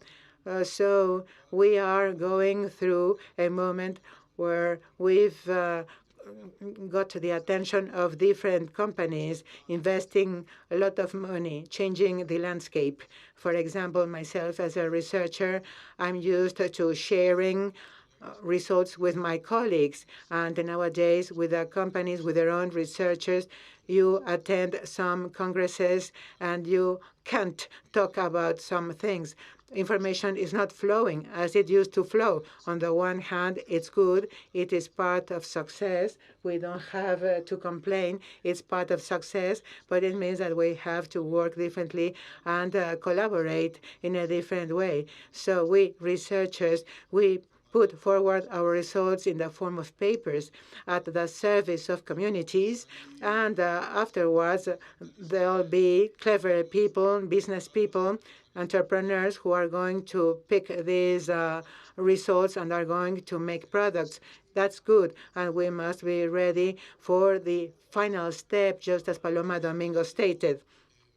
Right now, I think that the challenge, the current challenge we have before us is the challenge that in spite of having attracted the interests of technological companies because of the miniaturization of transistors, we shouldn't forget that the building of quantum computers is not only a matter of money. If somebody comes and tells me he knows how to build computer technologies, quantum computing devices, please give him lots of money, because today we need to know much more. Right now, we have the theoretical roadmap telling us how to build our quantum supercomputer. We have our algorithms and our protocols that are failure tolerant, but this is costly. We require intelligence, and also the quantum algorithms must become more versatile and more functional. And in that regard, hybridization with conventional computers is required in order to reach out further. And one quantum computer is not possible without a conventional computer. This is seen in practice, and it's also seen in the theory.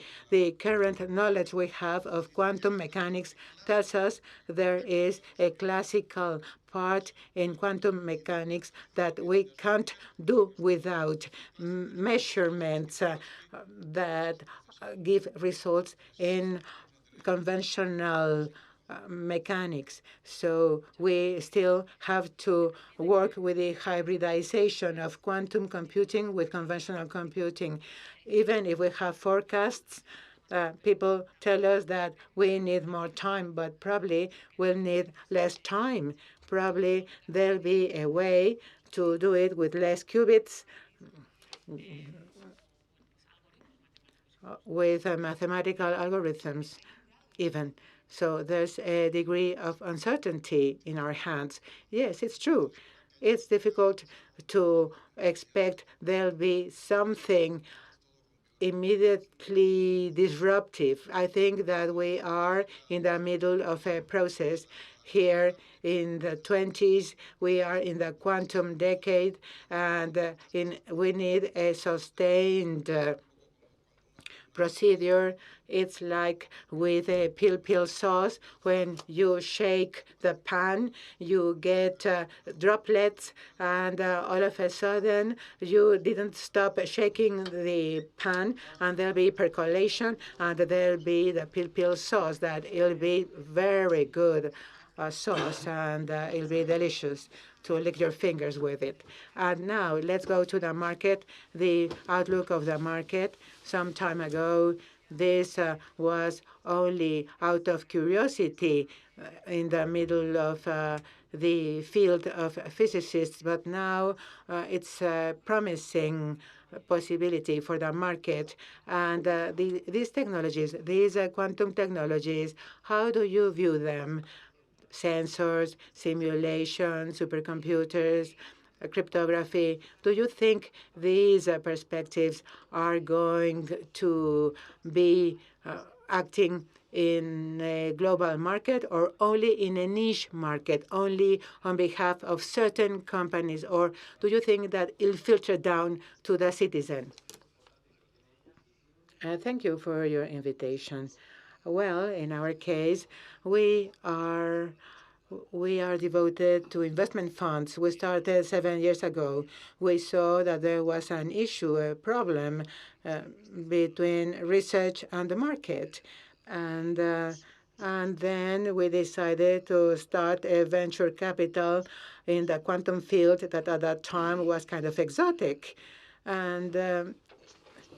And this has provided our own perspective in the last few years. Computing really calls everybody's attention. It is true. Whenever there's news, immediately it's in the headlines of the front pages of papers. But little by little, we see that there are initiatives coming from photonics, from simulation, from the materials field, and probably they are evolving at a different speed, and probably they are starting providing some initiatives for large universities that are getting ready to come out to the market. Probably computing is something that is going to require more time. Just as Mateo says, a lot of investment and simultaneously a lot of luck in terms of the developments, with very specific landmarks in terms of time. That's difficult, indeed. Elena, what's your take? Thank you for your invitation. And I thank Fundación Ramón Análisis for this kind of invitation. The impact, there will be a great impact on society. It's true.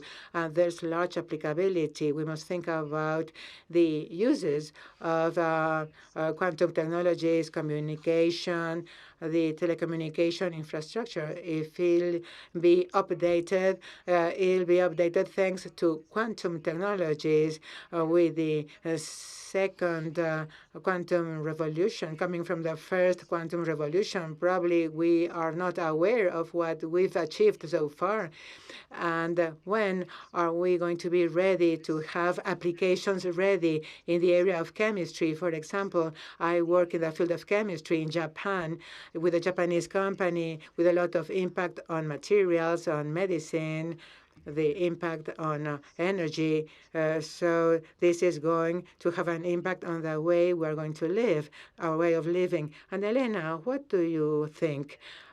It's true, there are already implemented technology.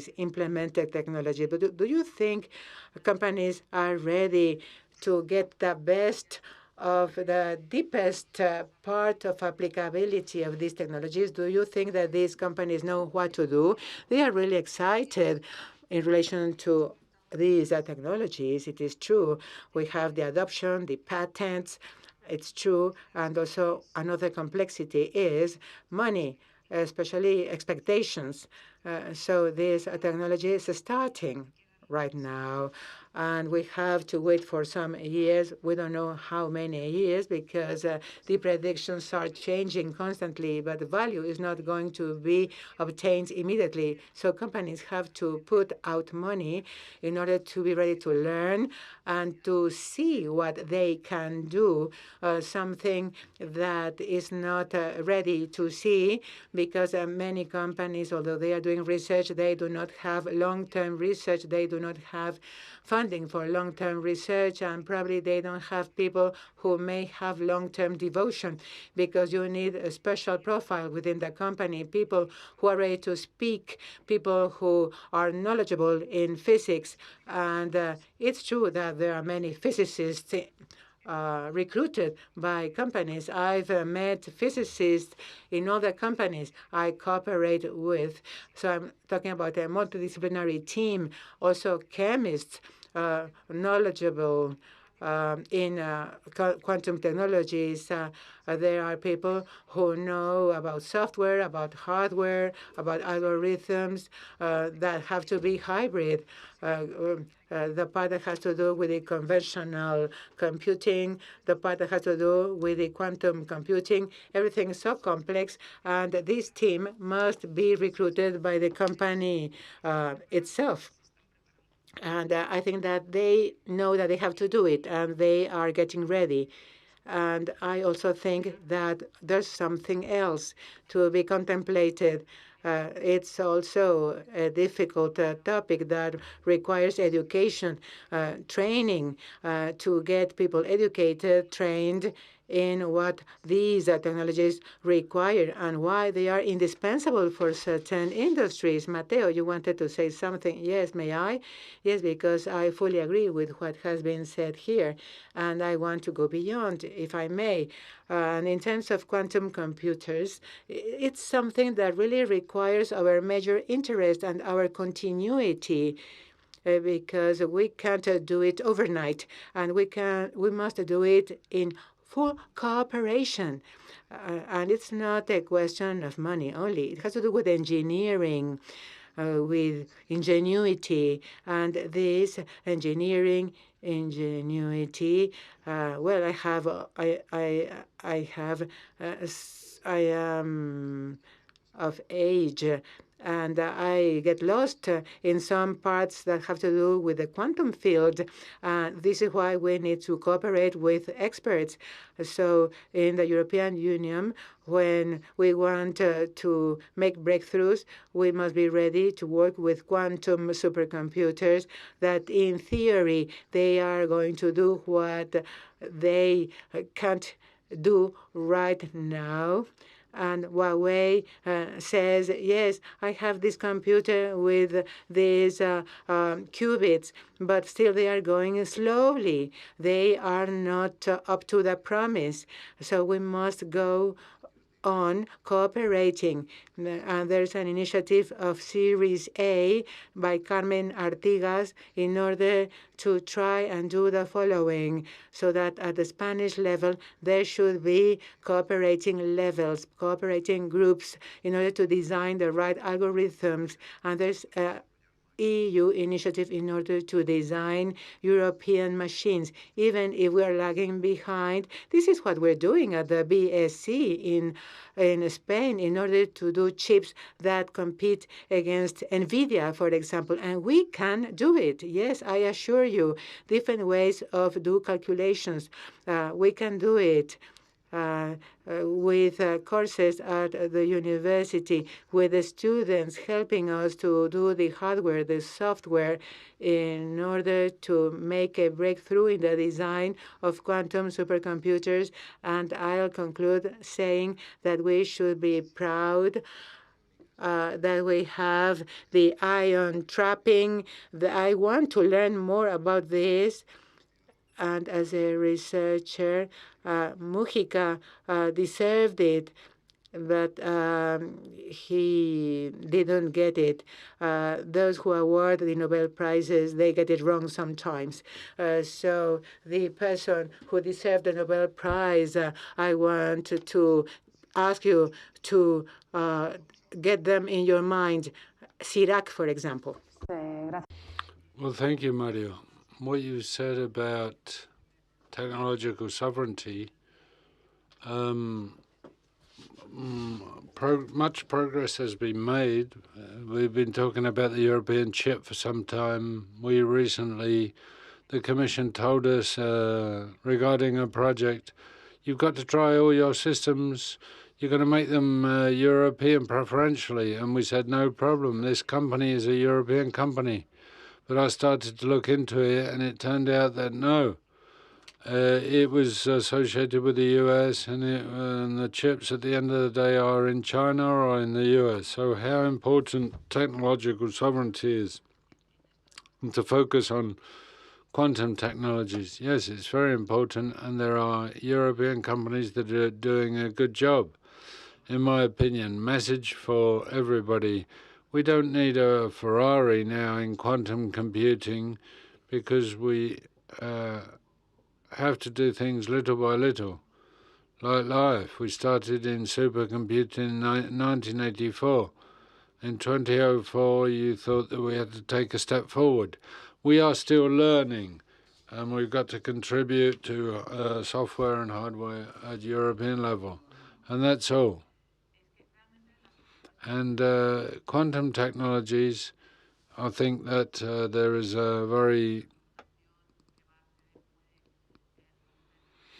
it's a very sensitive matter. There is sensitive information regarding citizens and what have you, so it does affect privacy and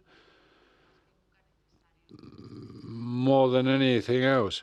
So today it's very important to make progress towards European technological sovereignty and even national sovereignty, because our main priority is our country. So I don't know whether you want to add anything to this. Well, I think that Spain has great physicists, universities, many good technicians, but some problems, serious problems when it comes to materializing these advances in specific things that can lead to the creation of companies. So at legal level, knowledge transfer, patents, as Paloma said before, there is still much to do. Yes, I think that the concept of technological sovereignty, I think, is key. But in the case of Spain, reality tells us that we, at the end of the day, we're always technological slaves. But Paloma pointed this out. We got creativity and innovation, but halfway between that, there is always a short circuit. Private initiative in Spain is not like other countries that are leaders in quantum technologies. If we go to the IBEX companies, we don't see the technological companies that they have in the US. We have services companies. That is distributing products, but not inventing or developing them. So that is something that it's a historical problem we have, and I think we're going to continue to have it. I think the conditions to change that are really not in place, privately or publicly.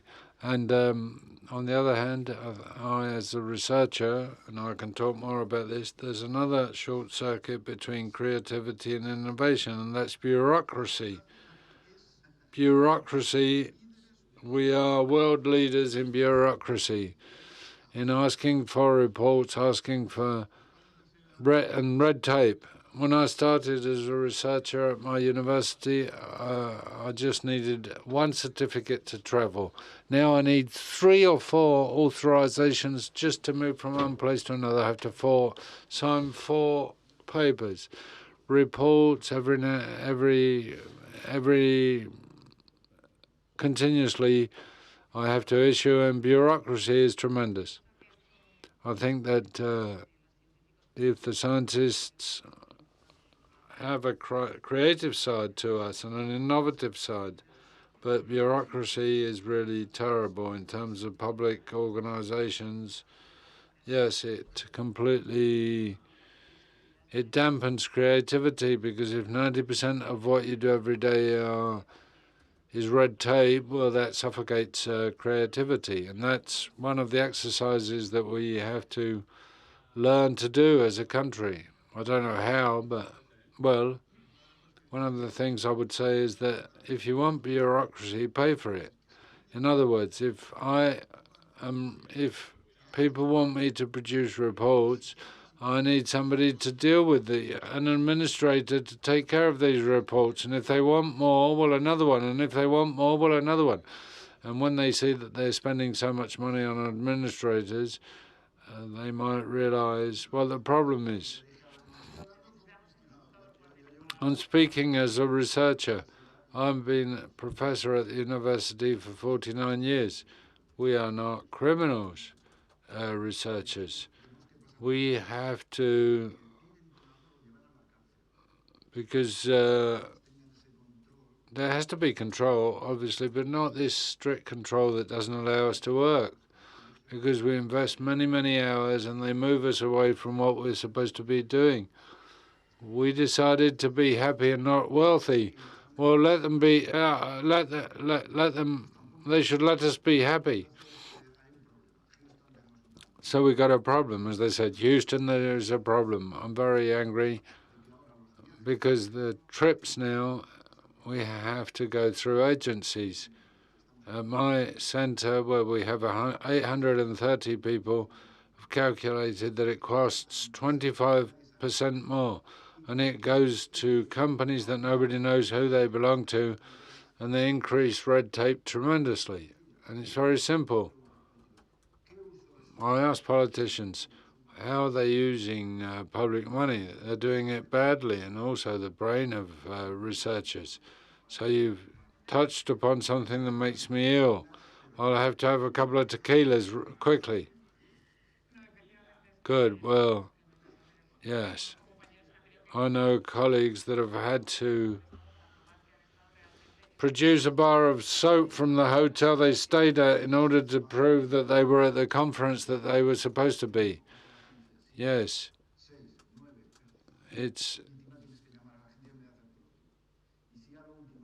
And then finally, if you want to pay with a card, you can't use a credit card. So if somebody uses a credit card badly, they should go to jail or prison. But yes, I think it's very important because productivity has to be promoted and bureaucracy is an enemy. Yes.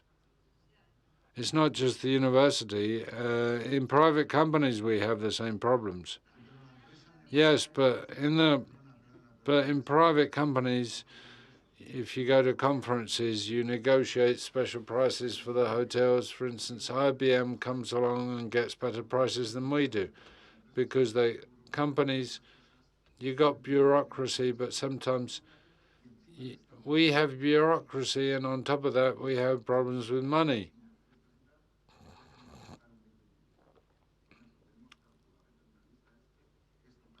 They waste about 25%. Good. If we go back to the creative side, Elena, what do you think that a startup should have when it starts, when they go to venture capital to incentivize their investment? Well, we need money too. Yes. I think that when you ask for funds, for money, you have to show and demonstrate two things that seem to be incompatible. On the one hand, you got to show that you have the scientific ability and capability to do what you want to do, that you're going to be able to go through with the algorithms, not just applicability, but algorithms that work well, understand what the machines are, what the future machines are going to be, and project into the future, and convince your sponsor that you have that scientific capability based on publications, and also show that you can have an impact on the market, at market level.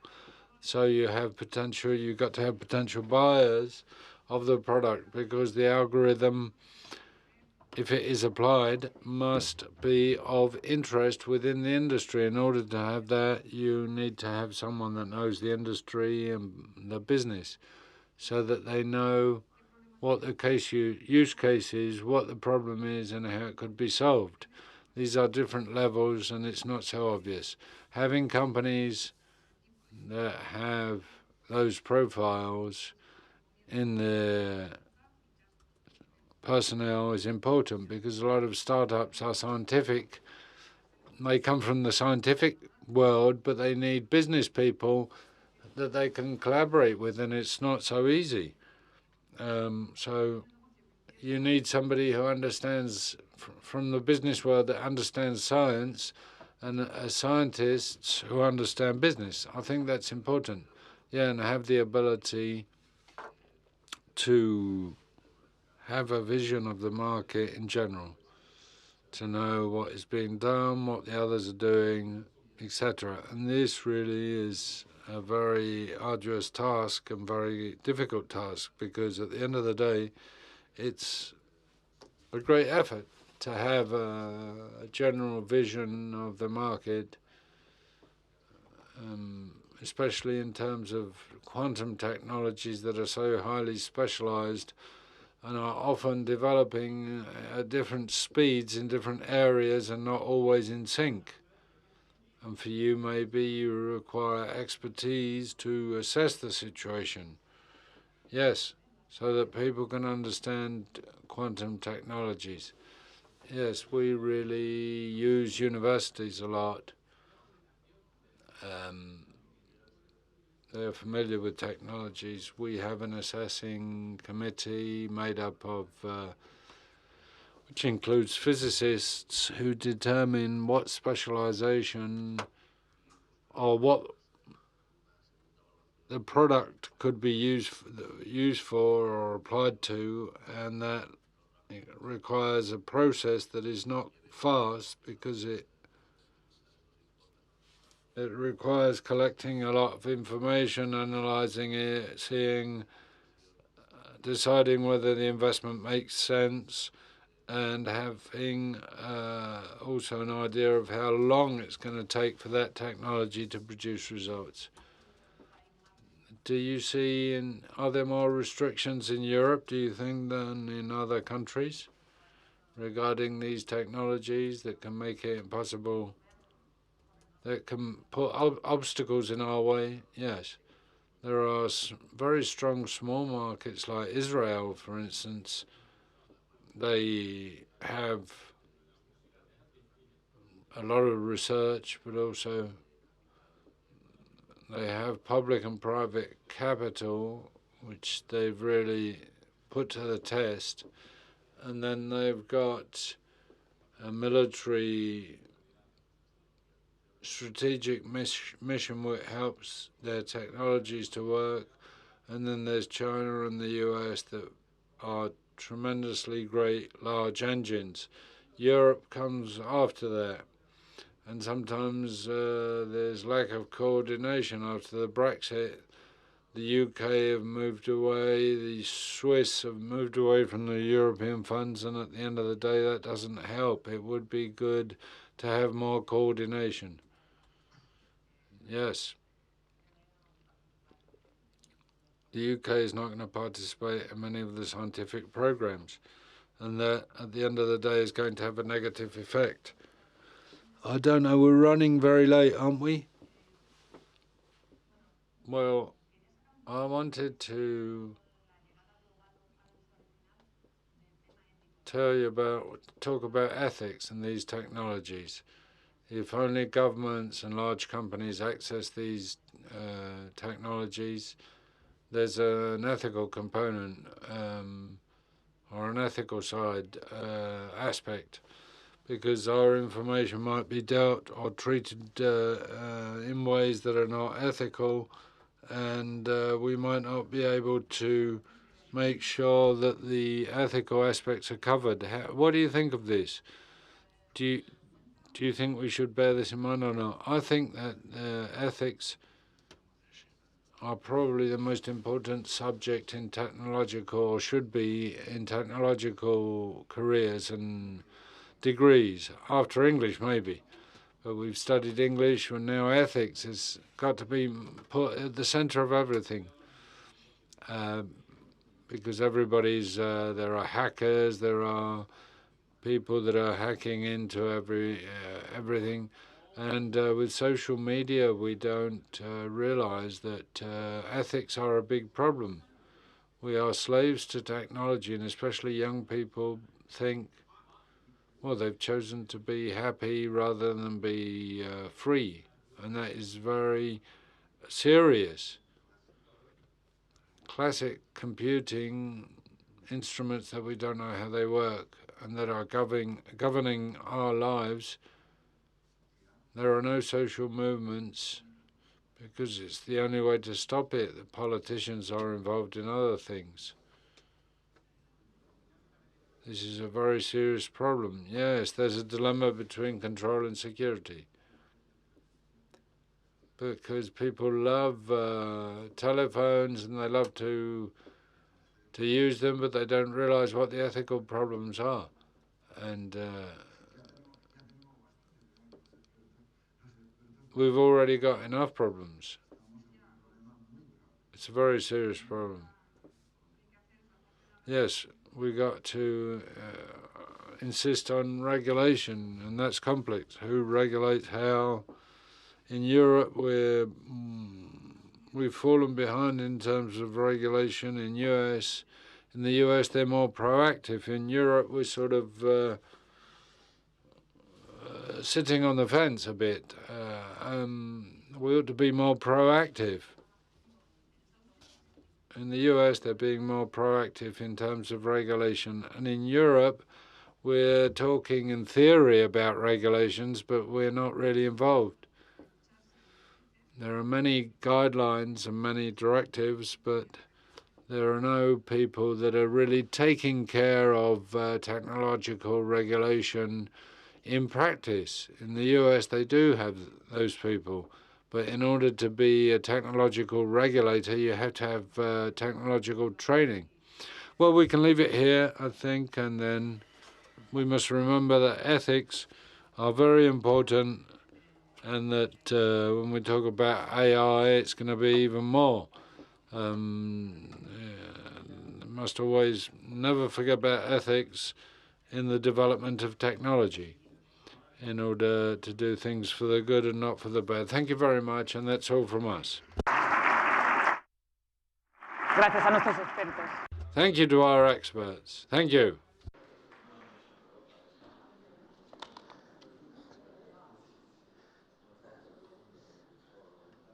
Paloma, parece que eso lo del temor a... Paloma,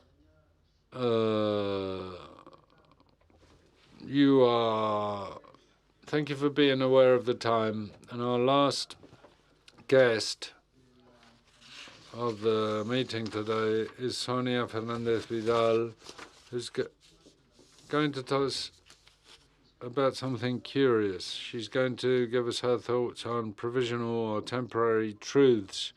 If you don't know Sonia, Sonia was a pioneer in everything. She was born at 7 o'clock in the morning, and she decided to be a pioneer in many things. She studied physics in Barcelona University. She's worked at some of the best centers of research in the world, like the CERN, National Los Alamos Laboratory, or the CFG. And in the business world, she has co-funded, together with her husband, the company Gauss and Neumann. Sonia is also a member of the Royal European Academy of Doctors, and she's been selected by Forbes as one of the 100 most creative people in the world. She's written a few books that I recommend you read if you can and get a chance. Some of them are for young people, a trilogy. One of them has been translated into 13 languages, and then there's a quantum novel called Quantum Love. And somebody asked her yesterday whether there were autobiographical elements in the novel. She didn't. She was non-committal, There's another one called Breakfast with Particles, an essay on the origins of the universe, and The Universe in Your Hands, which is a children's book that was written together with a Catalan illustrator, Carlin Valles. She, Sonia, is an enormous popularizer of science, quantum physics, and I think that this is the perfect way to finish and bring this meeting to a close after all this knowledge that that's been shared with us this morning. So, Sonia, the floor is yours.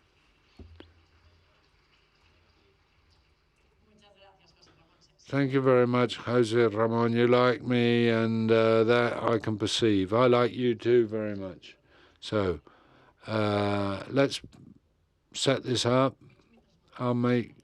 While we're waiting, I want to thank the Ramon Areces Foundation, and I want to thank the Innovative Company Forum and also the General Foundation of the CSIC for inviting me and for organizing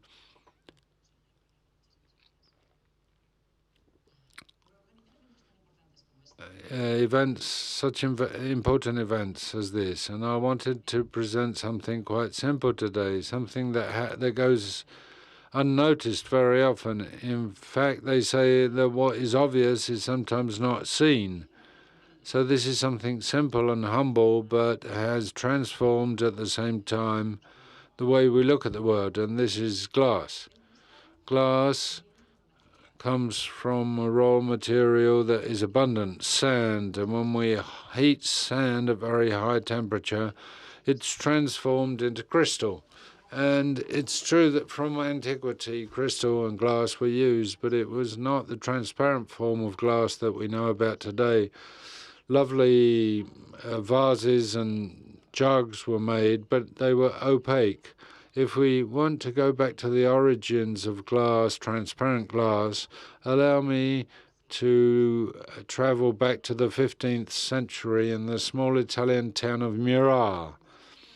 From the 12th century, the time of the Crusades, there were generations of refugees that arrived in the town of Venice.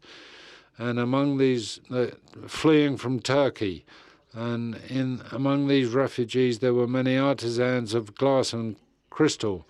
And Venice was overpopulated because of migration, and the houses in Venice weren't enough.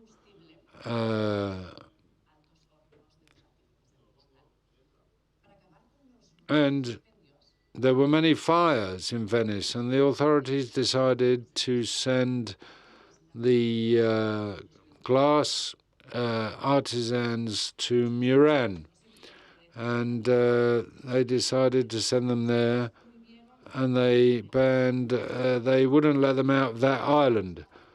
They were sent there because they were thought to be associated with the fires that were caused by the work that they were doing in making glass. And the glass experts concentrated on Murat Island, and innovation carried on the island, and all innovations were perfected very quickly. And the invention of glass, as we know it today, was a collaborative effort.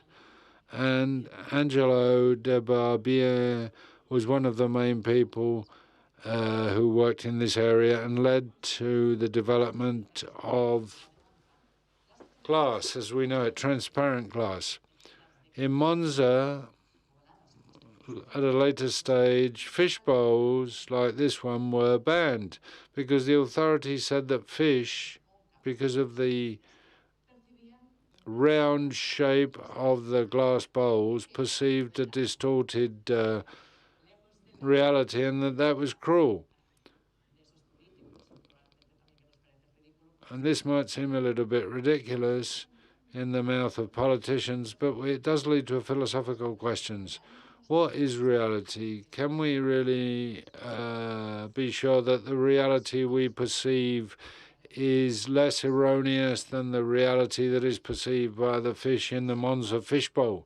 Well, if we want to go into the question of what reality actually is, I haven't got much time. Don't be afraid. I won't bore you too much.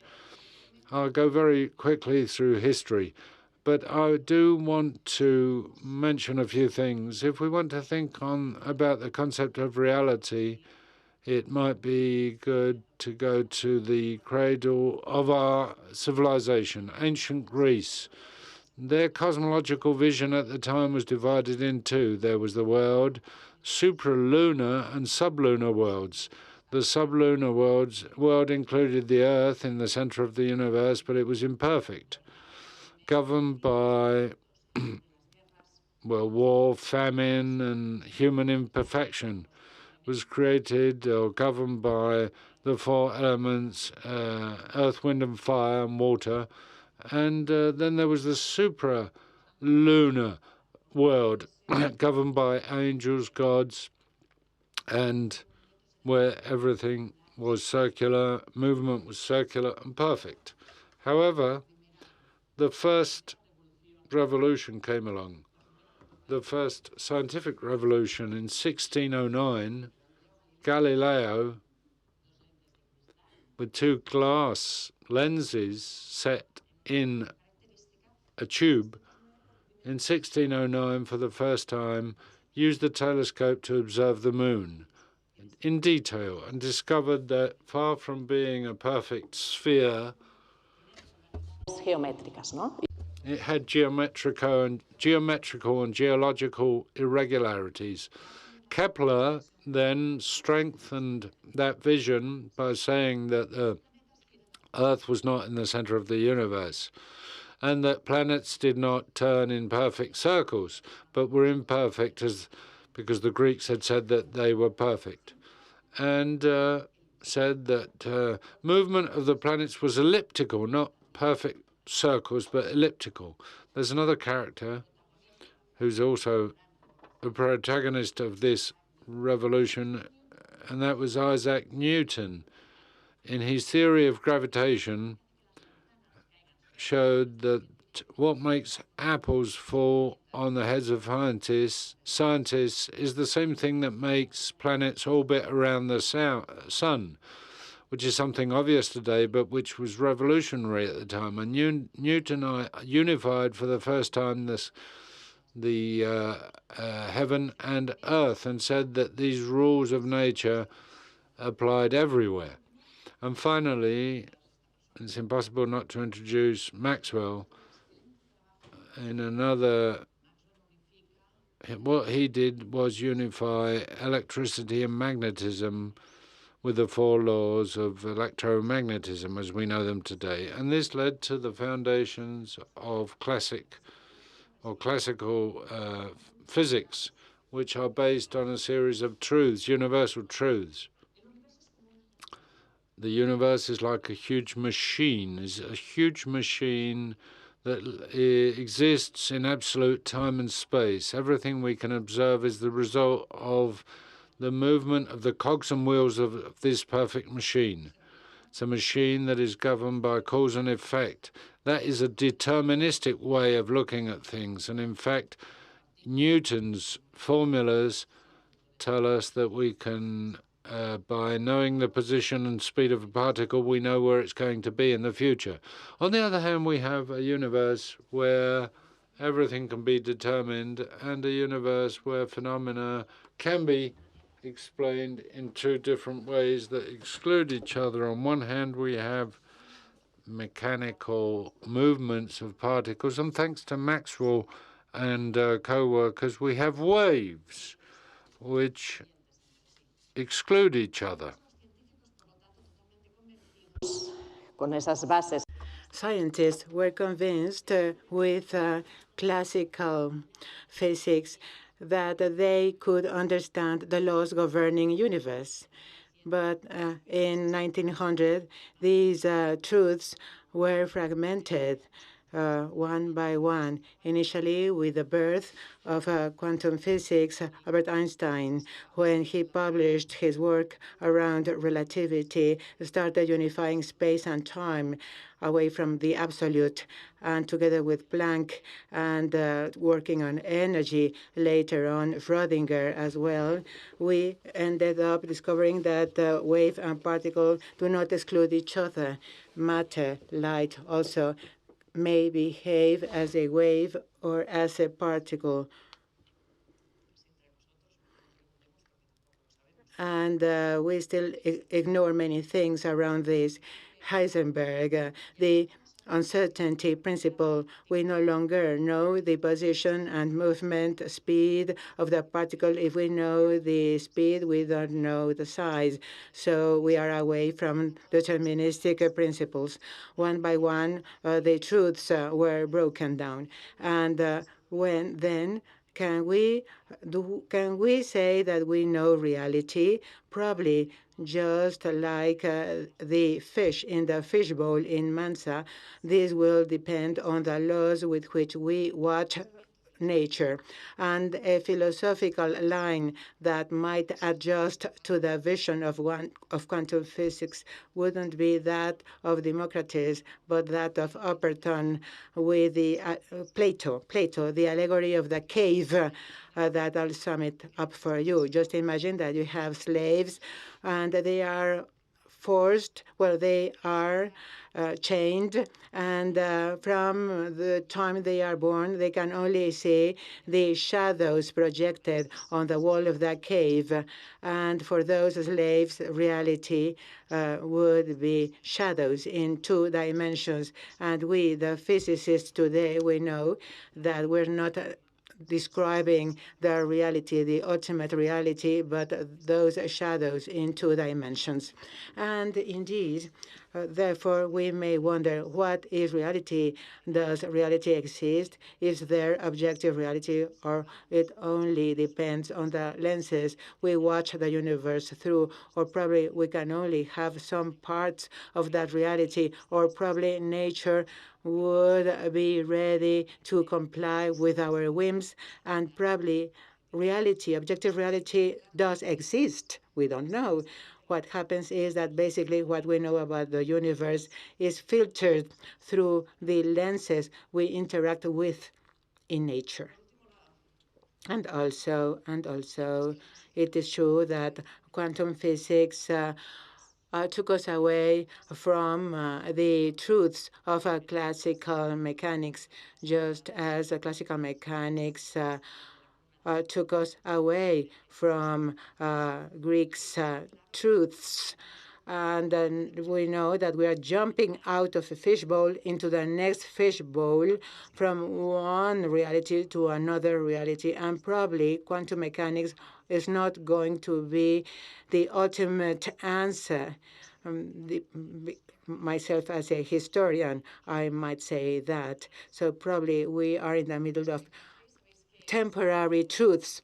You know that I always advocate for a stronger scientific culture in our society. We know that science has a number of implicit values for scientists and also for societies. And right now, we're going through difficult moments when we want to question everything. Today, ideologies, apparently, they have transformed into universal truths that nobody can contest. And it is there where I think that we need a strong scientific culture in order to question everything, in order to combat some of those ideologies that are imposed on us that collide with science. And so it's the responsibility of each one of us to reinforce a strong scientific culture. I'll stop here. Many thanks for your patience. Thank you, indeed.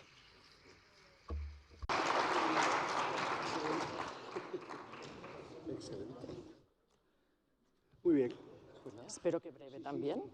Excelente. Bueno, pues ahora.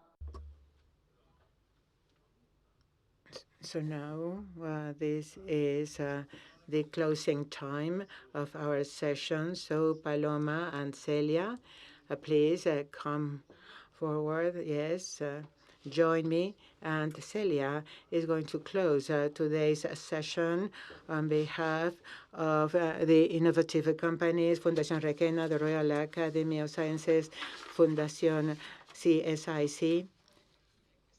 Please don't go away. The three of us are here. Okay, first I want to tell you that I've been writing down many notes because this session was the idea of Paloma, the Fundación, as the Director General, Assistant Director General of Fundación CSIC. And just as it's been said here, it's working together. It's been perfect symbiosis. And immediately we decided it would be on the 21st of April. And immediately the three of us started working on today's session. Jose Ramon really helped us a great deal. Jose Ramon, you know him. He's really the man. And Dr. Glashow, many, many thanks for being with us. I don't know you personally a lot, but while I was listening to you, I see your huge scientific personality. And some of the people who are around me who know him very well tell me something that has to do with his own personal integrity. He has always been loyal to his own principles, so I want to thank him this publicly to him. And also with here, we've heard about a very interesting report by Paloma Domingo from Fundación CSIC, Professor Gonzalo León, member of the Innovative Company Forum, and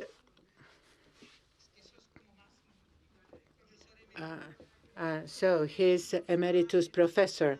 Gonzalo León, very quickly, he explained to us in a very interesting manner what technology sovereignty is. And he also participated in the round table touching on technological sovereignty. And we also had this round table with the presence of Mateo. And he participated in the round table that was chaired by Verónica Fernández Mármol. Many thanks to you, Elena. I can see you. Okay. And Jaume Torres as well. And Miguel Ángel. And they met at a university. So, Miguel Ángel, yes, you've taken part in the round table, and you've mentioned paperwork, red tape. And I don't know if it's true, but I hear people say that the way to avoid bureaucracy,